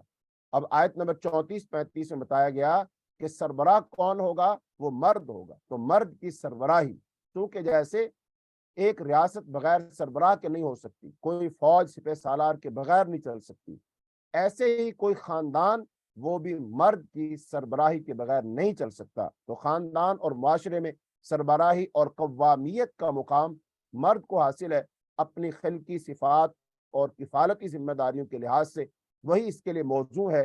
نیک بیویاں اس حق کا احترام کرتی ہیں جن عورتوں سے سرکشی کا اندیشہ ہو ان کو ان کے شوہر نصیحت کریں، اور اگر ضرورت محسوس کریں تو ایک حد تک مناسب تنبیہ کر سکتے ہیں، ہلکی پھلکی مار لگا سکتے ہیں۔ ایسی مار لگانا جس سے ان کے جسم پر نشان نہ بنے، ان کی ہڈی پسلی نہ ٹوٹے، اس حد تک تنبیہ کے لیے، اصلاح کے لیے خاوند جو ہے وہ مار لگا سکتا ہے۔ آیت نمبر 36 سے 43 میں معاشرتی احکام اور ہدایات کا جو سلسلہ شروع سے چلا آ رہا تھا وہ ان آیات پر ختم ہوتا ہے۔ آغاز میں اللہ تعالیٰ کے تقوی اور حقوق اللہ کی بات کی گئی، عبادت کے بعد انسانوں کے حقوق اور معاشرتی تعلقات کے بارے میں تفصیلات دی گئی، اور پھر آیت نمبر 44 سے آیت نمبر 57 میں اصلاحات کا رد عمل، اسلامی معاشرے میں جو اصلاحات کی گئیں مخالفین نے اس پر جس رد عمل کا اظہار کیا اس کا بیان اور اس پر تبصرہ ہے۔ مخالفین میں سب سے پہلے یہود کو لیا ہے، ان کے طنزیہ انداز کا ذکر ہے، پھر ان کے مجرمانہ رویوں کو بیان کیا گیا ہے۔ یعنی کہ جب اسلام کوئی حکم دے گا اور معاشرے کی اصلاح کرے گا کہ یہ کام اب تک تو ایسے ہوتا رہا لیکن اب اس کے بعد ایسے نہیں، ایسے ہوگا، تو پھر ظاہری بات ہے معاشرے میں کچھ لوگوں کے مفاد پر زد پڑتی ہے نا، ان کو نقصان پہنچتا ہے، ان کی خواہشات پر زد پڑتی ہے، لہذا پھر کیا ہوتا ہے، وہ اعتراض کرتے ہیں بھائی آج تک یہ حکم ایسے تھا اب ایسے کیوں ہو گیا، ایسے نہیں ہونا چاہیے تو ایسے ہونا چاہیے۔ تو بہرحال جو ایک بندہ مومن ہوتا ہے وہ کیا کرتا ہے، وہ ہر حال میں اللہ کی اطاعت کرتا ہے، بھلے وہ بات اس کو پسند ہو یا پسند نہ ہو، دل کرے یا نہ کرے، لیکن وہ ہر حال میں اپنے اللہ کی اطاعت اور فرمانبرداری کرتا ہے۔ آیت نمبر 58 سے 75 میں فرمایا مسلمانوں کو اس بات کی نصیحت کی گئی کہ اہل کتاب سے چھین کر شریعت الہی یہ امانت تمہارے سپرد کی جا رہی ہے تو تم یہود کی طرح اس امانت میں خیانت کرنے والے نہ بن جانا، بلکہ اس کو ٹھیک ٹھیک ادا کرنے والے بننا اور ہر حال میں عدل پر قائم رہنا، نیز اللہ اور رسول اور اپنے اولی الامر کی اطاعت کرتے رہنا، اس کے بغیر اس امانت کی ذمہ داریاں ادا نہیں ہو سکتی۔ اور اگر کسی امر میں اختلاف واقع ہو تو ایمان کا تقاضا یہ ہے کہ اس کو اللہ اور رسول ہی کی طرف لوٹا دیا جائے تاکہ اس نزاع کا، اس جھگڑے کا صحیح فیصلہ ہو سکے اور کوئی اختلاف تمہارے شرازے کو درہم برہم نہ کرنے پائے، تمہاری اجتماعیت کو ختم نہ کرے۔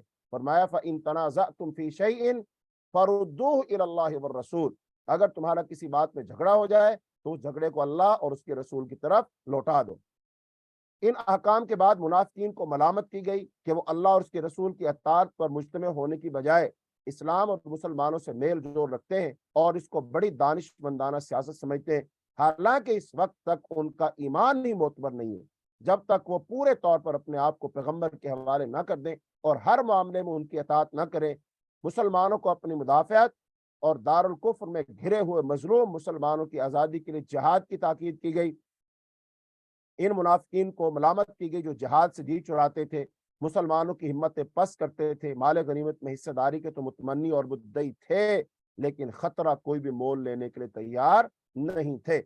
تو مسلمانوں کو کم دیا گیا کہ وہ علاقے جہاں پر مسلمان ہیں اور وہ علاقے کافروں کے، لہذا اپنے بھائیوں کی مدد کرو، ان کو چھڑانے کی کوشش کرو، ان کے لیے جہاد کرو، کیونکہ اللہ تعالیٰ نے قرآن پاک میں ارشاد فرمایا وَمَا لَكُمْ لَا تُقَاتِلُونَ فِي سَبِيلِ اللَّهِ والمستضعفين من الرجال والنساء والولدان الذين يقولون ربنا اخرجنا من هذه القرية الظالم اهلها واجعل لنا من لدنك وليا واجعل لنا من لدنك نصيرا۔ فرمایا مسلمانوں تمہیں کیا ہو گیا ہے کہ تم اللہ کی راہ میں جہاد نہیں کرتے، جبکہ بوڑھے مرد اور عورتیں اور بچے وہ پکار کر کہہ رہے ہیں کہ اللہ ہماری مدد کے لیے اپنی طرف سے اپنا کوئی مددگار بندہ بھیج دے۔ تو اس کا مطلب کیا ہے کہ مسلمانوں کو اللہ حکم دے رہے، بتا رہے کہ اپنے ان مسلمان مظلوم بھائیوں کی مدد کرو، ان کے علاقوں سے ان کو نجات دلانے کے لیے تلوار اٹھاؤ اور جہاد کرو، یہ اللہ پاک نے حکم دیا ہے۔ کاش کہ ہم اس بات کو آج سمجھیں تو آج بھی جہاں جہاں مسلمانوں پر ظلم ہو رہا ہے، وہ کشمیر کے مسلمان ہو، وہ فلسطین کے مسلمان ہو، اور دیگر دنیا میں جہاں کہیں ظلم ہو رہا ہے، مسلمان حکومتیں متفق اور متحد ہو کر اور اعلاء کلمت اللہ کی خاطر اللہ کی راہ میں لشکر روانہ کریں اور وہ ان ملکوں سے جا کے جہاد کریں اور پھر ان مسلمانوں کی مدد کریں اور اللہ کی زمین پر اللہ کے دین کو نافذ اور غالب کر دیں، کفر کو مٹا دیں۔ یہی کام رسول اللہ صلی اللہ علیہ وسلم نے کیا۔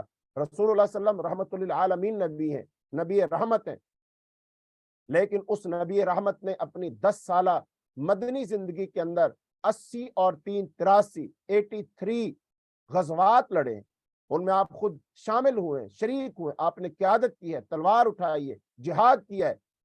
تو آپ اندازہ لگائیے 10 سال اور اتنی جنگیں، اور نبی صلی اللہ علیہ وسلم نے پھر فتح مکہ کیا ہے۔ تو اس کا مطلب کتنے لشکر، کتنے مواقع ہیں جب آپ نے خود قیادت کی ہے۔ آج ہمارے مسلمان حکمرانوں کو کیا ہو گیا ہے کہ وہ قیادت نہیں کرتے، وہ لشکر روانہ نہیں کرتے، وہ اسلام کے لیے وہ لشکر بھیج کر وہ کفار کے ملکوں پر حملہ آور نہیں ہوتے۔ یہ کیا ہو گیا؟ یہ ہماری بزدلی ہے۔ نبی صلی اللہ علیہ وسلم نے شاہ فرمایا تھا ایک وقت آئے گا جب مسلمانوں پر کفار اس طرح ٹوٹ پڑیں گے جیسے بھوکے لوگ دسترخوان پر ٹوٹ پڑتے ہیں۔ تو صحابہ کرام نے عرض کیا کیا رسول اللہ نحن یومئذ قلیل، کہ اللہ کے رسول کیا اس وقت ہم بہت قلیل ہوں گے، تھوڑے ہوں گے؟ آپ نے ارشاد فرمایا بل انتم کثیر، بلکہ تم بہت زیادہ ہوگے، تمہاری تعداد تو بہت زیادہ ہوگی لیکن تمہاری تعداد کی حیثیت کوئی نہیں ہوگی۔ بالکل ایسے ہی جیسے کوڑا کرکٹ اور گھاس پھوس وہ سیلاب جب آتا ہے اس کے پانی کے آگے جمع ہو جاتے، دیکھنے کو تو بہت زیادہ ہوتے لیکن اس پانی کو روک نہیں سکتے۔ کیوں؟ کہ ان کے پاؤں زمین پر نہیں لگتے، ان میں طاقت اور قوت نہیں ہوتی ہے۔ ایسی مسلمان اس وقت تعداد کے لحاظ سے تو بہت زیادہ ہوں گے لیکن ان کے اندر کفار کو روکنے کی طاقت نہیں ہوگی۔ صحابہ کرام رضی اللہ اجمعین انہوں نے عرض کیا کہ اللہ کے رسول ایسا کیوں ہوگا، اس کی کیا وجہ ہوگی؟ چونکہ صحابہ کرام کے ذہن میں تو وہی مار کے تھے کہ بدر میں ہم 313 تھے، کفار 1000 تھے لیکن جیتے ہم۔ غزوہ احد میں کفار 3000 تھے، ہم 700 تھے لیکن جیتے ہم۔ اور بہت سارے مواقع پر اللہ تعالیٰ نے مسلمانوں کو کم ہونے کی وجہ سے بھی اللہ نے فتح دی۔ غزوہ احزاب اس میں سارے کا سارا عرب 10,000 کا لشکر لے کر مدینے کا محاصرہ کر لیا تھا لیکن اللہ تعالیٰ نے فتح مسلمانوں کو دی۔ یاد کریں طارق ابن زیاد وہ اسپین پر وہ حملہ کرتا ہے ایک مختصر سی فوج کے ساتھ اور فتح کے جھنڈے گاڑ دیتا ہے۔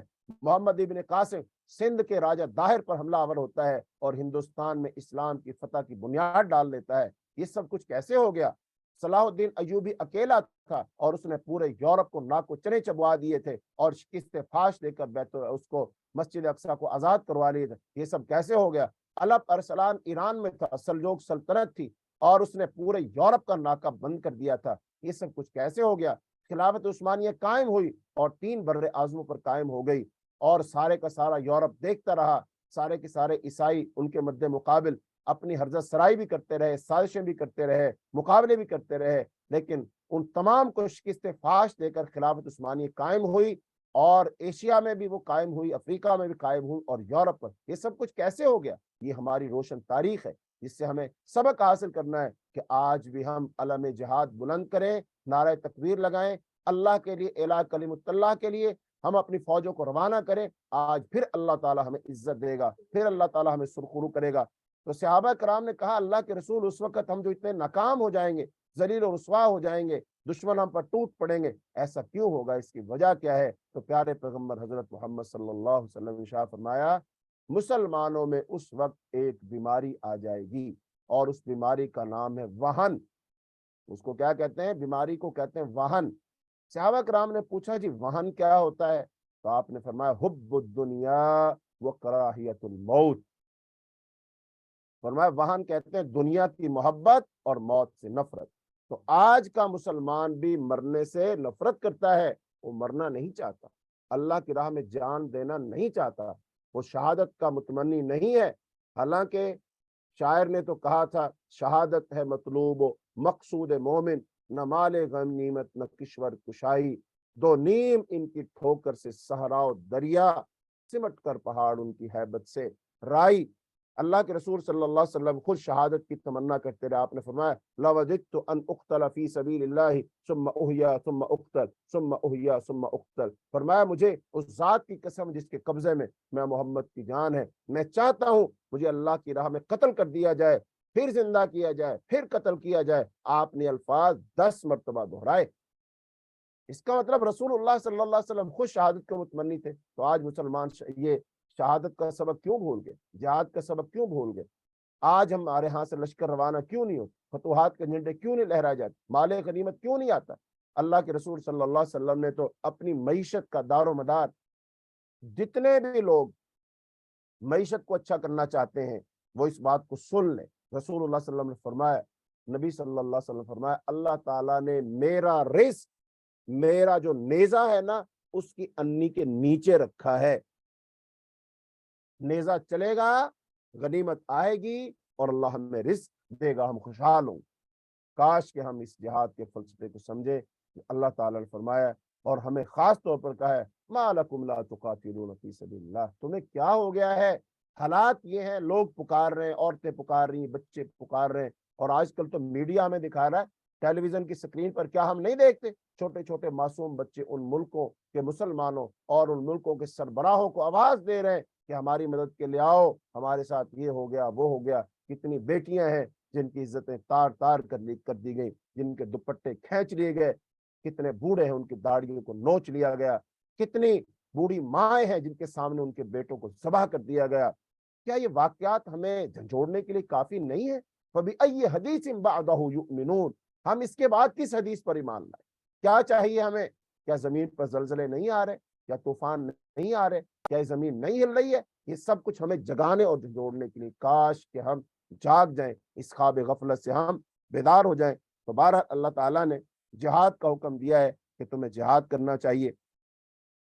फिर इसके बाद मुनाफिकीन की इस शरारत की तरफ इशारा किया गया है कि अगर उनको अमन या खतरे की कोई खबर पहुंचती है तो सनसनी पैदा करने के लिए इसको फौरन फैलाते हैं। हालांकि रविश ये है कि इसको रसूल और अरबाब हल्लो अक्द के सामने पेश करते ताकि वो इस पर गौर करके इसके तदारुक के लिए सही कदम उठाते, लेकिन ये मुसलमानों के दिल बिठाने के लिए ये शरारत करते हैं। इन्हें याद रखना चाहिए कि जो किसी हक की तायीद में कोई कलिमा खैर कहेगा तो इसको इसमें से हिस्सा मिलेगा, और जो किसी हक की मुखालफत में कलमा शर जुबान से निकालेगा तो इसको इसमें से हिस्सा मिलेगा। आयत नंबर 86 से आयत नंबर 100 में इरशाद फरमाया, मुसलमानों को मुनाफिकीन के साथ बर्ताव के लिए ये हिदायत की गई कि मुआशरे के अंदर उनको निक्कू बनाने की कोशिश ना की जाए, बल्कि ज़ाहिरी सलूक उनके साथ वही रखा जाए जो मुसलमानों के साथ होना चाहिए, यानी उनके साथ सलाम कलाम बाकी रखना चाहिए।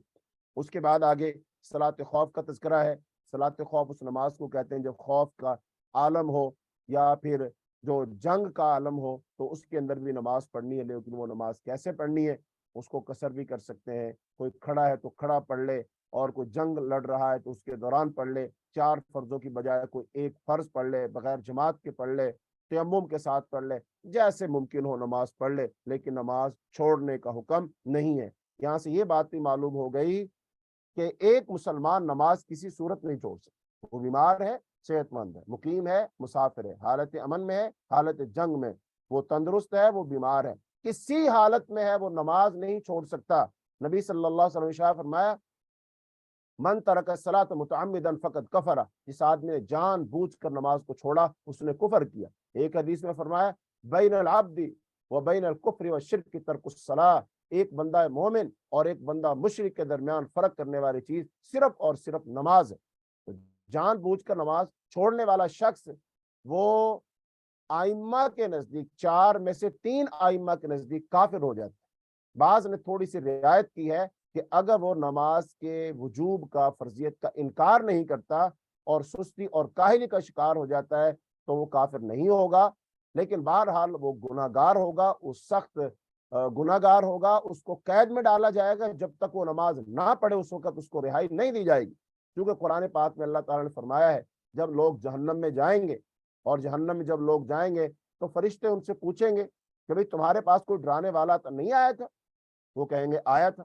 फिर फरमाएंगे क्या चीज तुम्हें जहन्नम में ले आई? मा सलककुम फी सकर, जहन्नम में क्यों आ गए, क्या चीज ले आई? वो कहेंगे लम नकु मिनल मुसल्लीन, हम नमाज नहीं पढ़ा करते। तो इसका मतलब है नमाज ना पढ़ने का इंजाम जहन्नम है, इसलिए हमें नमाज को किसी सूरत में नहीं छोड़ना चाहिए।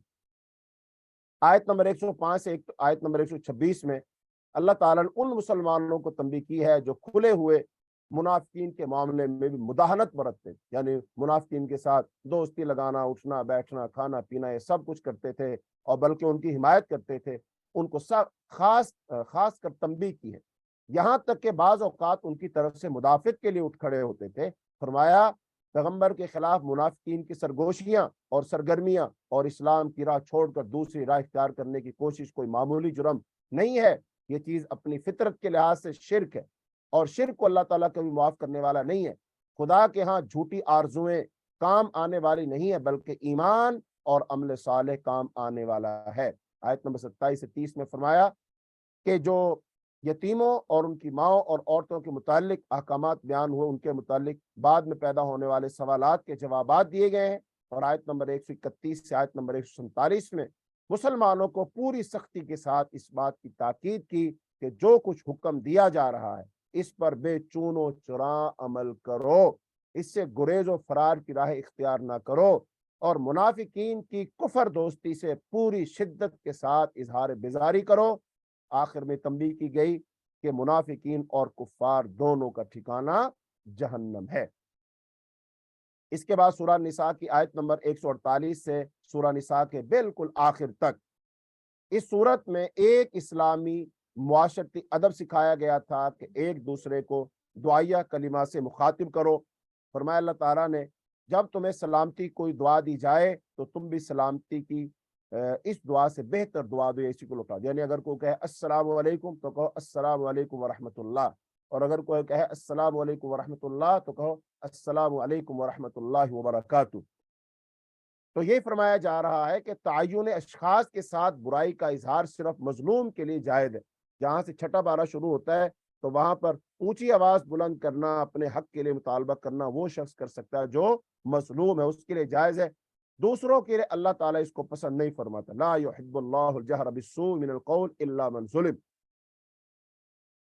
اور پھر اس کے بعد اہل کتاب کے بارے میں کہا گیا کہ یہ جو یہودی ہیں یا نصارہ یہ کافر ہیں، کیونکہ بعض لوگ کہتے تھے یہ بھی تو اللہ کو مانتے ہیں، ان کا تو اللہ پر ایمان ہے، وہ اپنے لحاظ سے عبادت بھی کرتے ہیں، آخرت کو مانتے ہیں، ساری چیزوں کو مانتے ہیں، لیکن وہ حضرت محمد صلی اللہ علیہ وسلم کی رسالت کو تو نہیں مانتے، وہ دین اسلام کو تو نہیں مانتے، لہذا اس لیے وہ کافر ہیں۔ ان کے کفر میں کسی کو کسی قسم کا شک نہیں ہونا چاہیے، حتیٰ کہ جو مسلمان کسی یہودی یا عیسائی کو کافر نہیں کہے گا وہ خود کافر ہو جائے گا۔ یہ مسلمہ قاعدہ، من لم یکفر الکافر فہو کافر، جو کسی کافر کو کافر نہ کہے وہ خود کافر ہو جاتا ہے۔ اس لیے یہود و نصارہ کے کفر میں کسی کو شک نہیں ہونا چاہیے۔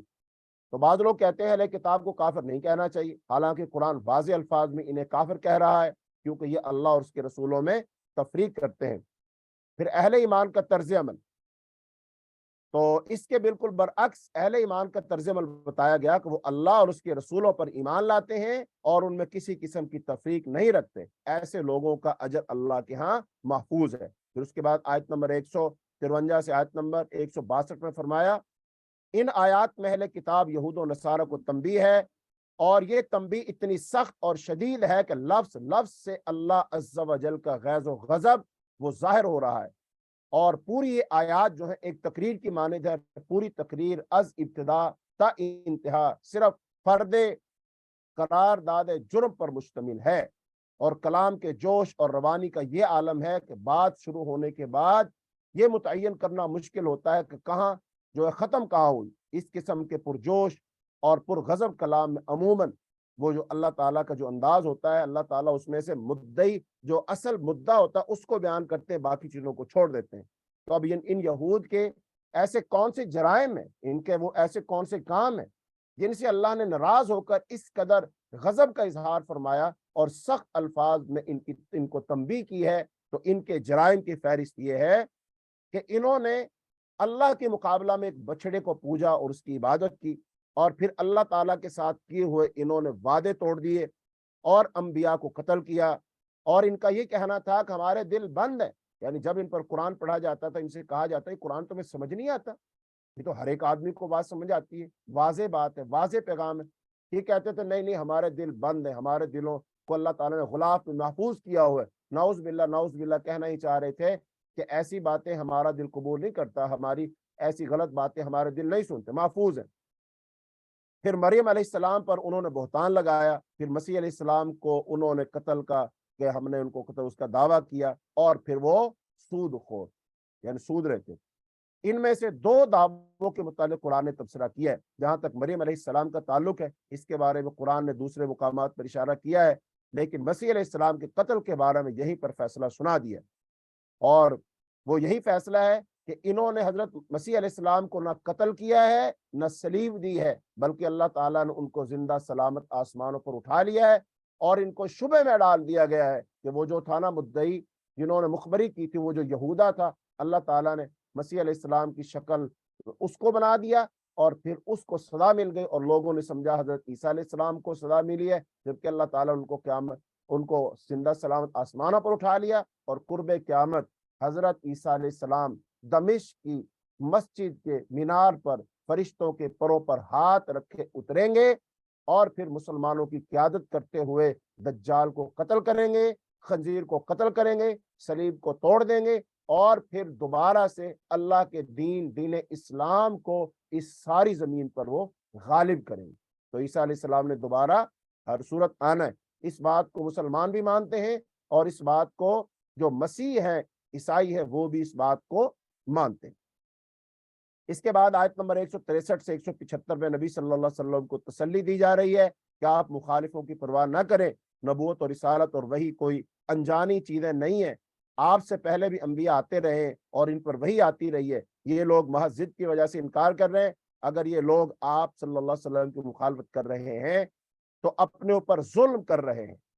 फिर उसके बाद जो अहले किताब थे, उनकी एक दीनी गलती उसको वाज़े किया जा रहा है कि उन्होंने दीन के अंदर बहुत गुलूब किया। फरमाया, ए अहले किताब, अपने दीन में गुलूब ना करो और अल्लाह की तरफ हक के सिवा कोई बात मंसूब ना करो।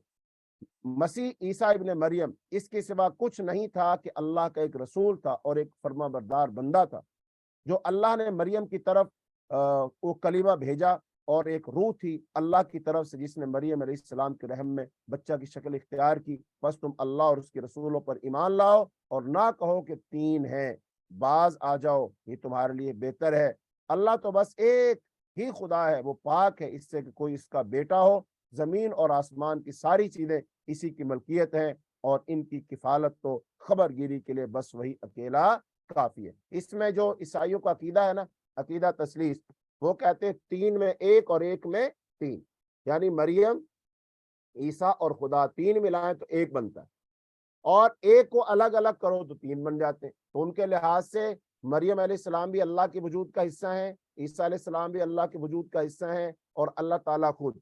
3 मिले तो 1 बनता है। अल्लाह पाक ने इस नजरिए का रद्द किया है कि ये इनकी गलत बात है। अल्लाह का कोई हिस्सा नहीं है, अल्लाह का कोई जुज नहीं है, अल्लाह का कोई बेटा नहीं है, अल्लाह की कोई बीवी नहीं। तो ये अहले किताब नसारा को, ईसाइयों को गलत फहमी थी, गलत फहमी आज भी है। इसके बावजूद तो उनको बहुत समझाया गया। आम सी मिसाल है, 1 जमा 1 जमा 1 बराबर होते हैं 3। अब ये रियाजी के इतने माहिर लोग हैं, इनमें बड़े बड़े साइंसदान पैदा हो गए, लेकिन इनको ये समझ नहीं आई कि 1 जमा 1 जमा 1 3 होते हैं ना, कि कहते हैं 1 जमा 1 जमा 1 बराबर 1। एक बंदे को 1 रुपया दो, फिर और 1 रुपया दो, फिर एक और रुपया दो, पूछो कितने हुए, वो कह सकता है 1, वो कहेगा 3। लेकिन अगर को कहे नहीं 1 है, कहेंगे पागल है। इतने ना समझ हो गए, शैतान ने इनकी मत मार दी कि इतनी मोटी बात समझ नहीं आ रही। लिहाजा उन्होंने ये शिर्क किया। अब गुलूब क्या होता है? तो गुलूब के माना बढ़ने, ज्यादा होने, मुतजावज होने के हैं। जब ये लफ्ज दीन के ताल्लुक से आए तो इसका मफहूम ये होता है कि दीन में जिस चीज का जो दर्जा व मर्तबा या वजन व मुकाम है, उसको बढ़ाकर कुछ से कुछ कर दिया जाए। जो चीज पाव सेर है वो मन भर कर दी जाए। जो हुक्म सिर्फ इस्तेहबाब और इस्तेहसान का दर्जा रखता, उसको फर्ज और वाजिब करार दे दिया जाए। जो शख्स एक फकीह या मुज्तहिद या सहाबी है, उसको इमाम मासूम बना दिया जाए। ये सारे का सारा गुलूब है। और आयत नंबर 176 में ये सूरत, इसका इख्तिताम होता है।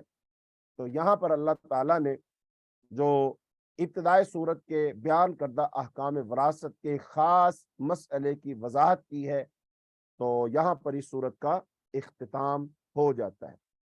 तो अब हम ये बातें तो बयान हो गई और इंशाअल्लाह रहमान सूरत का एक खुलासा, एक खाका वो आप लोगों के ज़हन में आ जाएगा।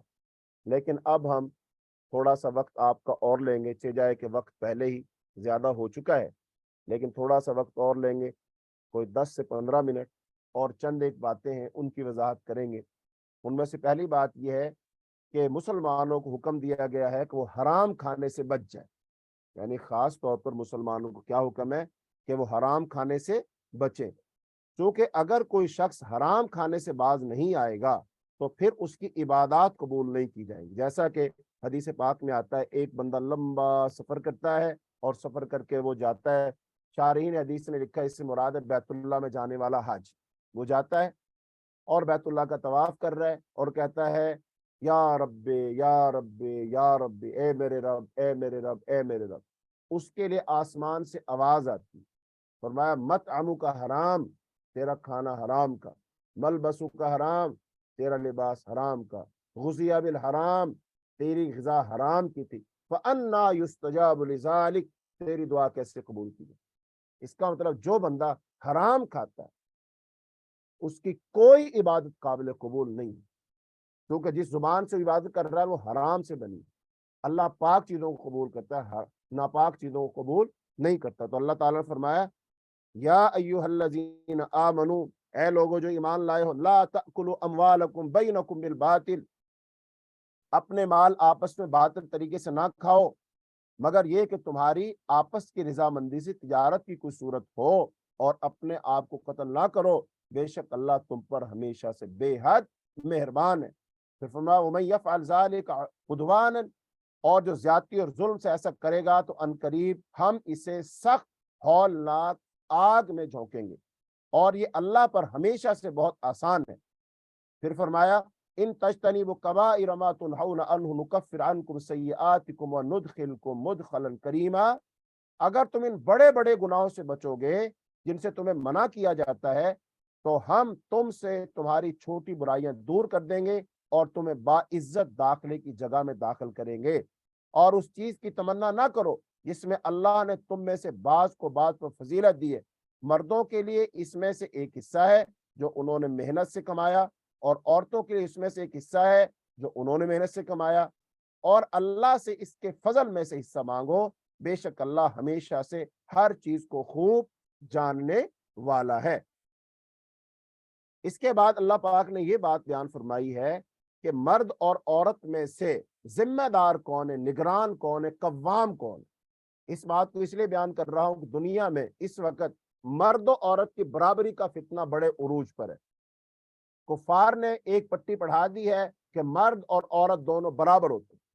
हाँ भाई, तकरीक के लिहाज से दोनों बराबर है, अल्लाह की मखलूक होने के लिहाज से बराबर है, मुसलमान होने के लिहाज से बराबर है, लेकिन बाज़ चीजों में अल्लाह ताला ने फजीलत अता फरमाई है और वो मर्द को अता फरमाई। तो अल्लाह ताला ने कुरान में उसका हुक्म दिया, अर्रिजालु कव्वामून अलन निसा, फरमाया मर्द औरतों पर निगरान है, इस वजह से अल्लाह ने उनके बाज को बाज पर फजीलत अता की, और इस वजह से उन्होंने अपने मालों से खर्च किया। बस नेक औरतें फर्माबरदार हैं, गैर हाजिरी में हिफाजत करने वाली हैं, इसलिए अल्लाह ने उन्हें महफूज रखा। और वो औरतें जिनकी नाफरमानी से तुम डरते हो, तो इन्हें नसीहत करो और बिस्तरों में उनसे अलग हो जाओ और उन्हें मारो।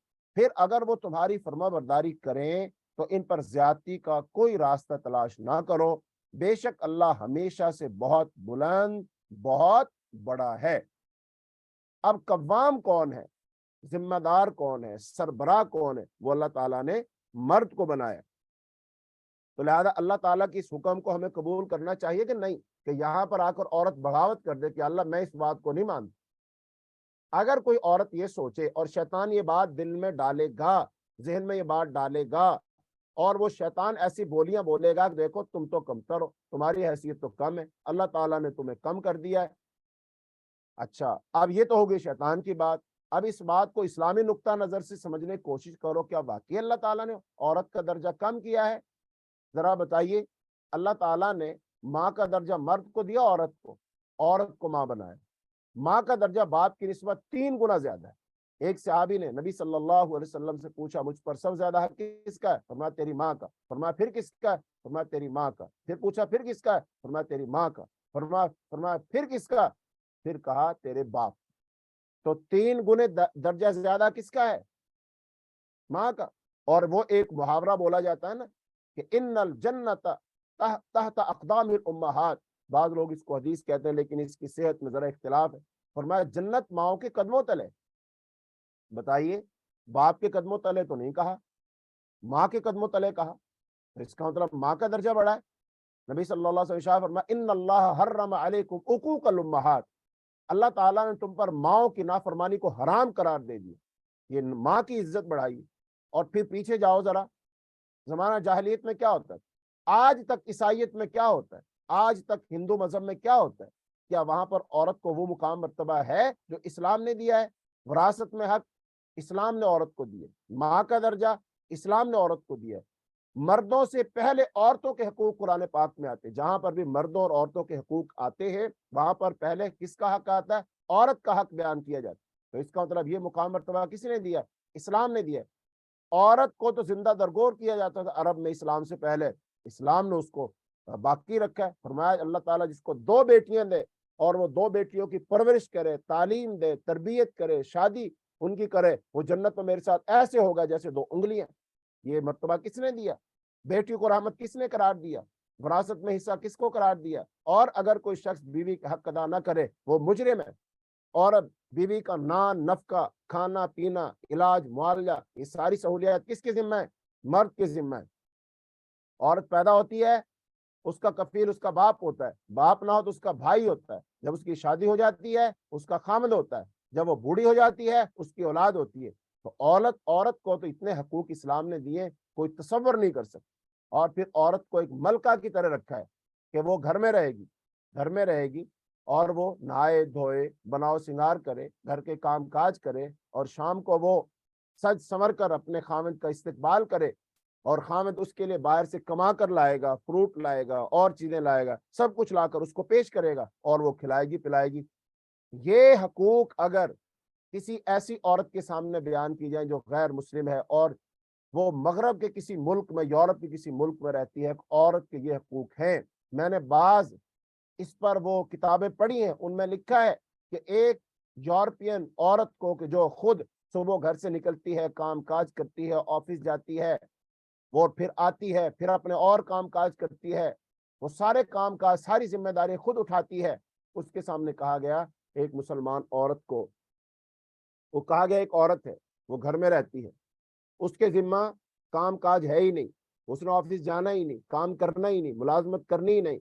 उसका खामद उसके लिए खाना लाएगा, उसको लिबास देगा, उसके पैसे देगा, बीमार हो जाए तो इलाज करवाएगा, सारी सहूलियात घर में लाकर देगा। वो घर से बाहर कदम नहीं रखेगी। फिर उसकी औलाद उसकी फर्माबरदार होगी, औलाद उसकी खिदमत करेगी, उसके पाँव दबाएगी। माँ के पाँव तले जन्नत रखी गई है। उस यूरोपियन खातून ने ये सारी बातें सुनकर कहा कि ये तो सिर्फ और सिर्फ बादशाहों की बीवियों और बेटियों शहजादियों के लिए हो सकता है, ये आम औरत के लिए नहीं हो सकता। फिर उसको बताया गया ये इस्लाम है और इस्लाम औरत को ये तमाम हकूक देता है।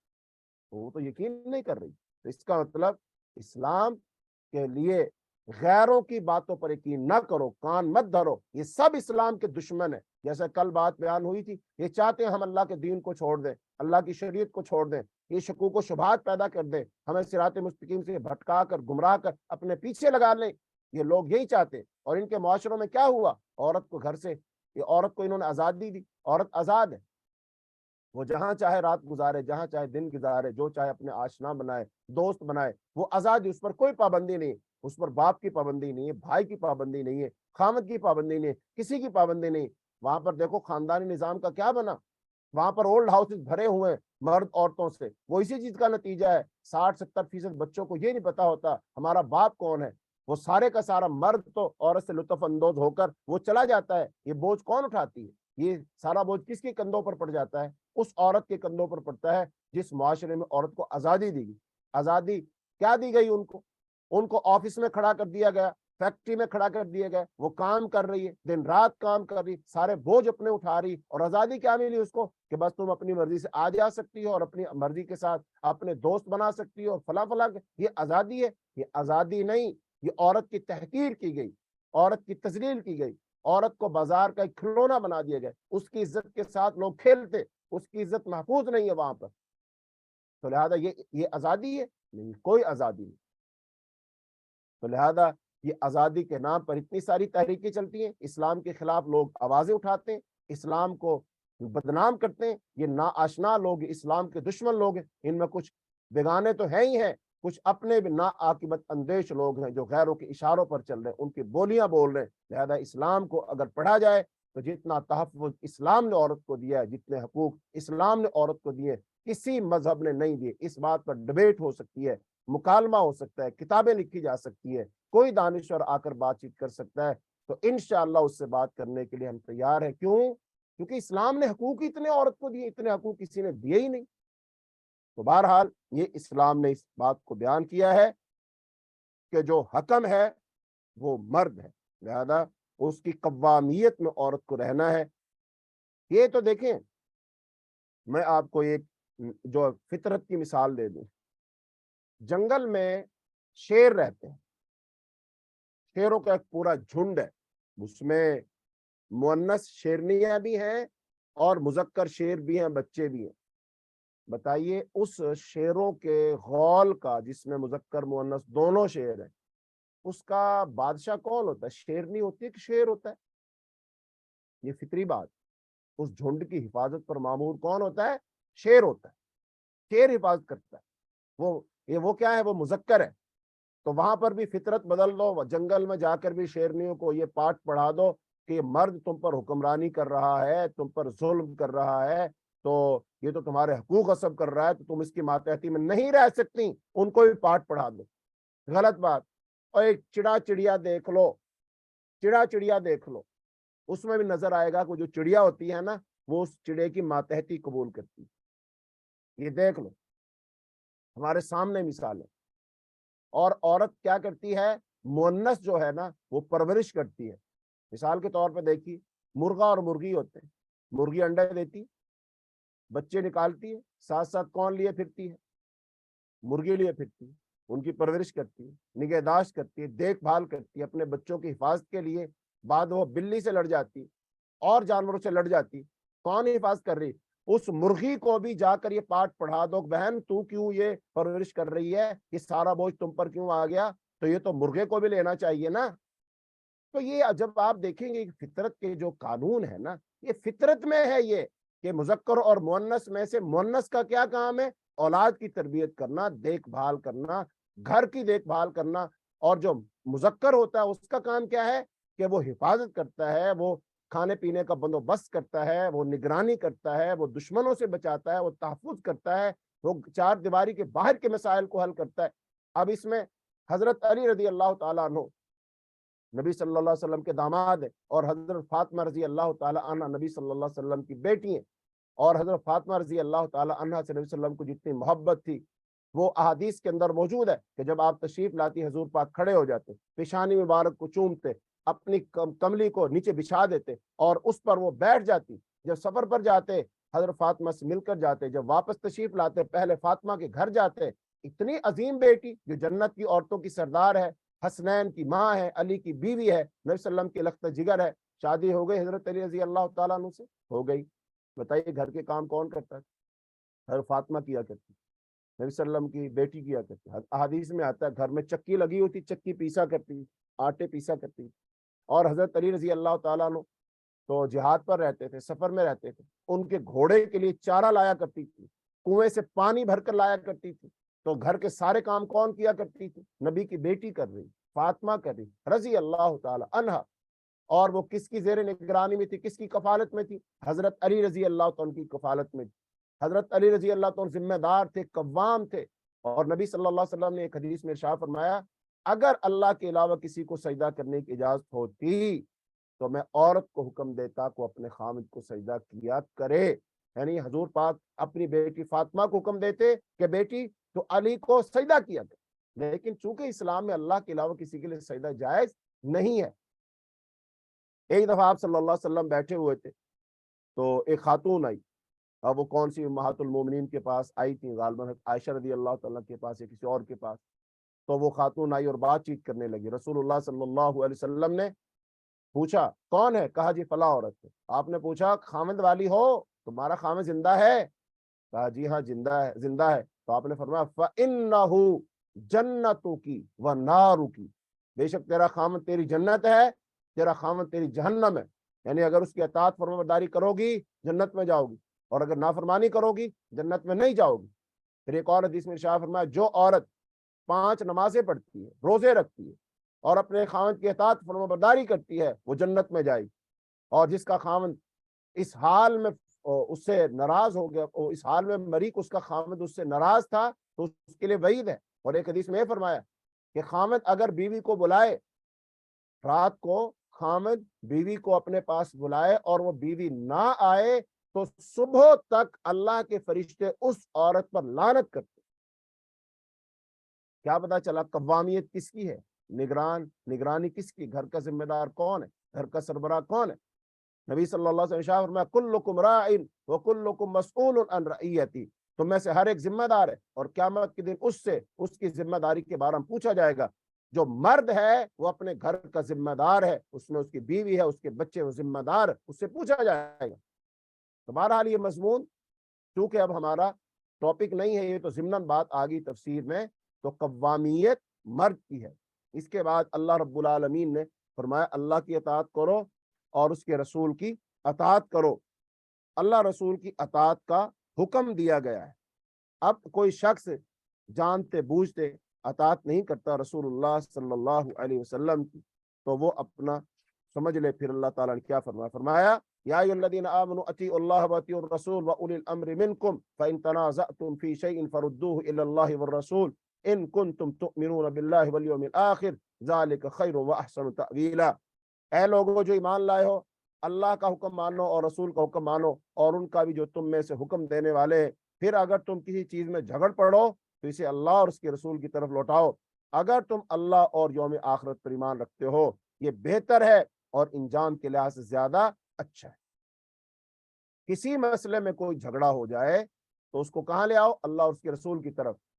اب میں یہاں پر آپ لوگوں کو یہ بات کہنا چاہتا ہوں، اگر کسی مسئلے میں اختلاف ہو جائے، مثال کے طور پر رمضان ہے، رمضان کے اندر تراویح کا مسئلہ ہی لے لو یا اس طرح کے اور مسائل لے لو، اب اس مسئلے میں کیا کریں؟ کوئی کہتا 20 پڑھو، کوئی کہتا 8 پڑھو، کیا کریں؟ تو اللہ پاک کیا حکم دے رہے ہیں؟ جھگڑا ہو جائے تو اس کو لوٹا دو اللہ کی طرف اور اس کے رسول کی طرف، جھگڑا ختم ہو جائے گا۔ اب کسی بھی آپ مسلک سے، جماعت سے، گروہ سے تعلق رکھتے ہیں، آپ کسی شخص سے مسئلہ پوچھیں، آپ یہ کہیں مجھے یہ بتاؤ کہ رسول اللہ صلی اللہ علیہ وسلم نے تراویح کتنی رکعت پڑھی ہے، صحیح حدیث مجھے بتا، صحیح حدیث کی شرط لگا، تو انشاءاللہ الرحمن وہ کوئی بندہ بھی ہوگا حدیث کے مطابق بتائے۔ تو اماں جی عائشہ رضی اللہ تعالیٰ عنہ سے کسی نے پوچھا تھا کہ اللہ کے رسول کتنی رکعتیں پڑھا کرتے تھے، تو آپ نے فرمایا ما کان یزید، نبی صلی اللہ علیہ وسلم زیادہ نہیں پڑھتے تھے، فی رمضان و فی غیر رمضان، رمضان میں اور غیر رمضان، علی 11 رکعت، 11 رکعت سے زیادہ نہیں پڑھتے، 11 رکعتیں پڑھا کرتے، یہ اماں جی عائشہ نے بتایا۔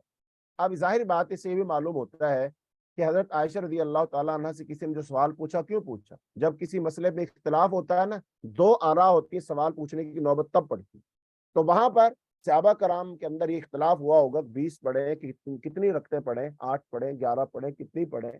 تو انہوں نے کہا چونکہ آپ صلی اللہ علیہ وسلم کہاں پڑھا کرتے تھے؟ گھر پڑھا کرتے تھے نماز، تو لہٰذا اماں جی عائشہ سے پوچھ رہے تھے، تو اماں جی عائشہ سے پوچھا تو اماں جی عائشہ نے بتا دیا کہ آپ رمضان غیر رمضان میں 11 رکعتوں سے زیادہ نہیں پڑھا کرتے تھے، تو مسئلہ تو حل ہو گیا۔ تو لہذا کوئی بھی مسئلہ ہے اس کو اللہ کی طرف، اس کے رسول کی طرف لوٹا دو، یعنی قرآن کی طرف اور حدیث کی طرف لوٹا دو، انشاءاللہ الرحمن مسئلہ کیا ہو جائے گا؟ حل ہو جائے گا۔ پھر اللہ تعالیٰ نے مسلمانوں کو انصاف کرنے کو حکم دیا کہ انصاف کرو، کوئی مسئلہ ہو لیکن انصاف کرو، انصاف کو مت چھوڑو۔ لیکن بعض دفعہ ہم کیا کرتے ہیں؟ انصاف کا دامن ہم چھوڑ دیتے ہیں، لیکن کوئی مسئلہ بھی ہو اس میں انصاف سے کام لینا چاہیے۔ فرمایا اللہ تعالیٰ نے من کان یرید ثواب الدنیا، جو شخص دنیا کا بدلہ چاہتا ہے تو اللہ ہی کے پاس دنیا اور آخرت کا بدلہ ہے، اللہ ہمیشہ سے سب کچھ سننے والا، سب کچھ دیکھنے والا ہے۔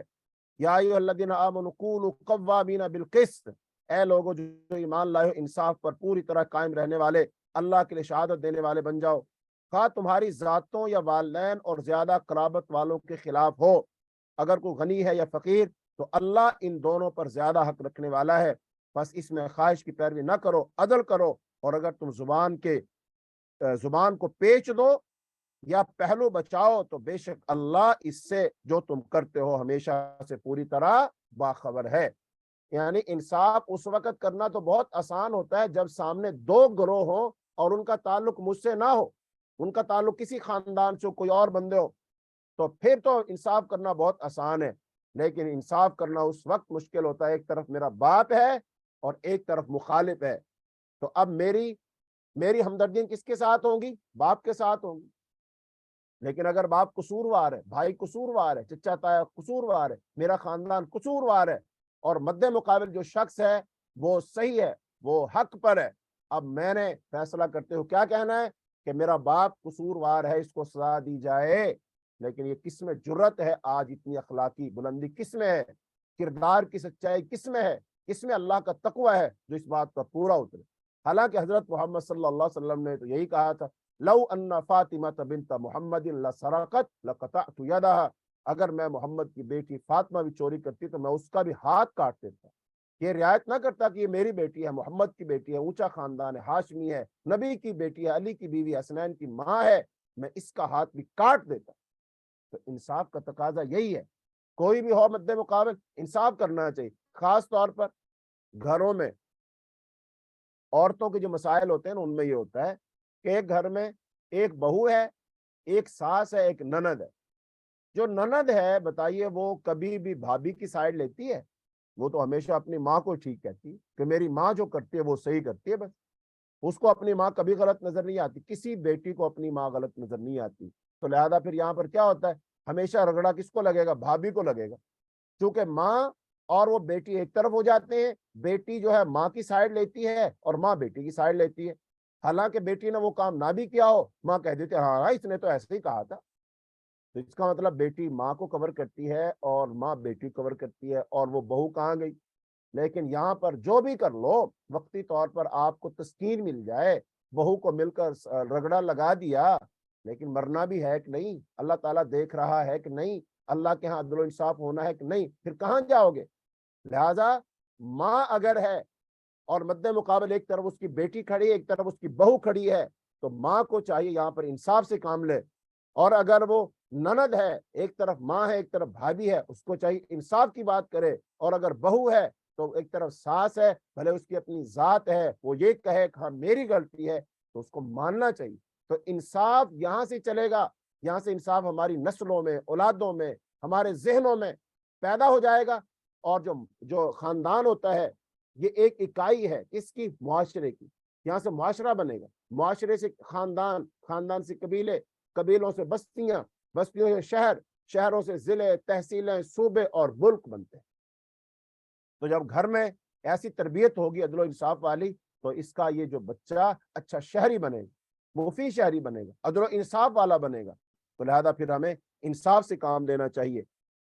پھر اس کے بعد آخر میں اللہ تعالیٰ نے عیسائیوں کو چند نصیحتیں کی ہیں، اور سورت کے اختتام ہو رہا ہے، تو سورت کے اختتام پر جو آیات ہیں وہ ایک دفعہ میں آپ کے سامنے پڑھ دیتا ہوں، تاکہ اللہ پاک نے جو ساری سورت کا خلاصہ نکالا، کنکلوژن جو ہے وہ نکالا اللہ تعالیٰ نے، وہ آپ کے سامنے میں اس کا صرف ترجمہ پڑھ دوں، زیادہ وضاحت نہیں کروں گا، ٹائم چونکہ کافی زیادہ ہو گیا۔ فرمایا،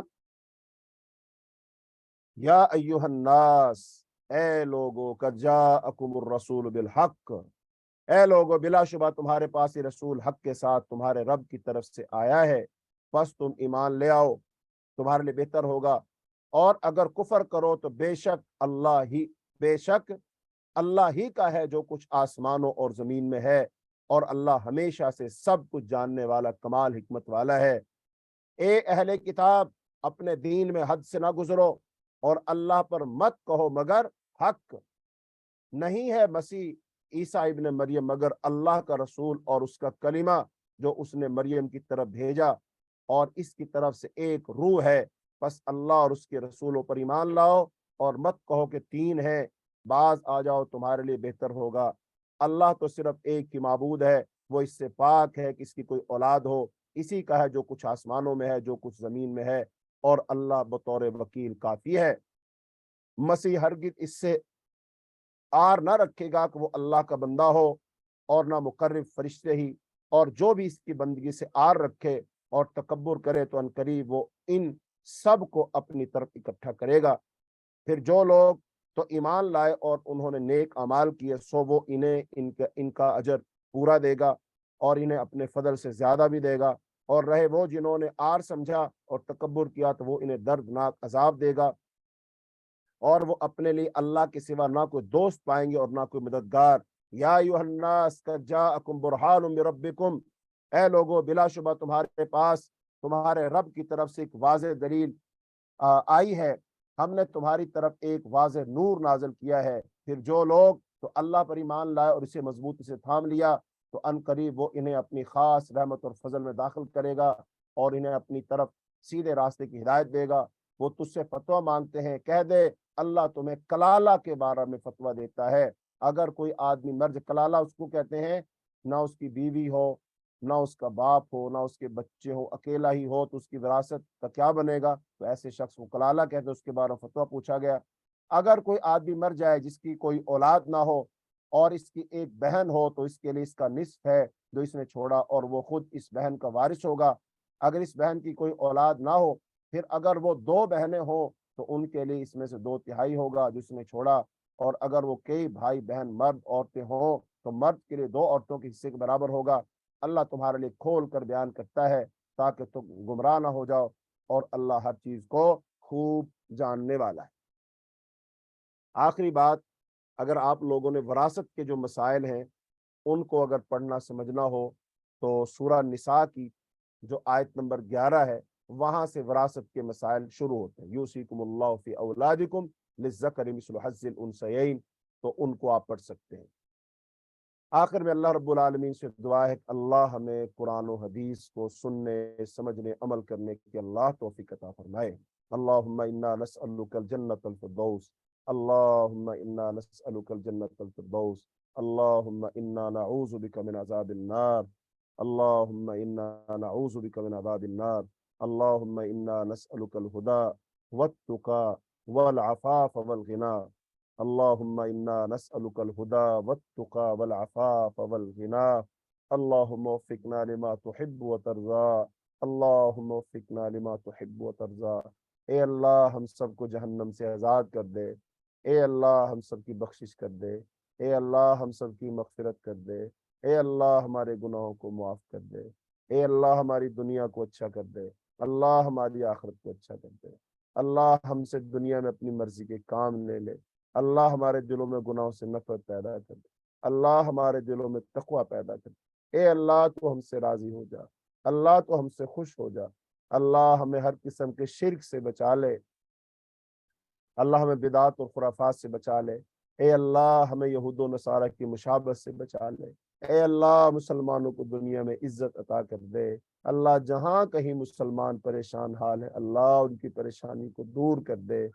ए अल्लाह जितनी मेरी माएँ बहनें वो इस सबक में शरीक हैं, दुआएं मांग रही हैं, ए अल्लाह अंदर ए अल्लाह इन तमाम माओ बहनों की अल्लाह जो नेक हाजात और ज़रूरियात अल्लाह उनको पूरा कर दे। ए अल्लाह जिन बहनों की शादियां हो गई हैं, अल्लाह उनके पास औलाद नहीं, अल्लाह अपने खजानों से नेक साले नरीना अल्लाह औलाद अता फरमा दे। ए अल्लाह जिन बेटियों के रिश्ते नहीं हो रहे, अल्लाह अपने खास फजलो करम से अल्लाह उनको अच्छे नेक साले अल्लाह रिश्ते अता कर दे। ए अल्लाह जो मुसलमान जहाँ कहीं है, अल्लाह उनको अपने अपनी हिफाजत में रख। अल्लाह उनको हर किस्म के शर से, बुराई से ए अल्लाह उनको महफूज फरमा। ए अल्लाह तो जब तक जिंदा रखे दीन पर, ईमान पर, इस्लाम पर जिंदा रखियो। जब अल्लाह तो हमें मौत दे ईमान वाली, इस्लाम वाली, कलमे वाली मौत नसीब फरमाइयो। आखिर में बहुत सारी बहनें सवालात करना चाहती हैं, लेकिन चूंकि वक्त नहीं होता है, तो आप जो भी कोई सवाल करना चाहें, हमारा व्हाट्सएप नंबर आप लोगों के पास मौजूद है, तो आप खुले दिल से सवालात कर सकती हैं। व्हाट्सएप नंबर पर सवालात भेज दें, जैसा ही मुमकिन होगा इंशाअल्लाह रहमान हम आपके सवाल का जवाब देंगे। और इस तरह के जो हमारा ये खुलासा कुरान चल रहा है, ये भी और इस तरह के और दीगर दुरूस भी वो हमारे यूट्यूब चैनल पर दस्तयाब हैं, और उनको आप खुद भी सुने और फिर आगे लोगों को सदका जारिया की नीयत से आगे भी पहुंचाएं। تو دونوں کا میں آپ کو بتا دیتا ہوں۔ واٹس ایپ نمبر ہے ہمارا 032149442220، اور ہمارا یوٹیوب چینل ہے وہ ہے Kahf studio TIT82 by professor Tahir Islam Tahir. دعا پڑھتے ہیں، کلاس کے اختتام کرتے ہیں۔ سبحانک اللہم و بحمدک، اشہد ان لا الہ الا انت، استغفرک و اتوب الیک۔ السلام علیکم ورحمۃ اللہ وبرکاتہ۔ یا اللہ قبول فرما،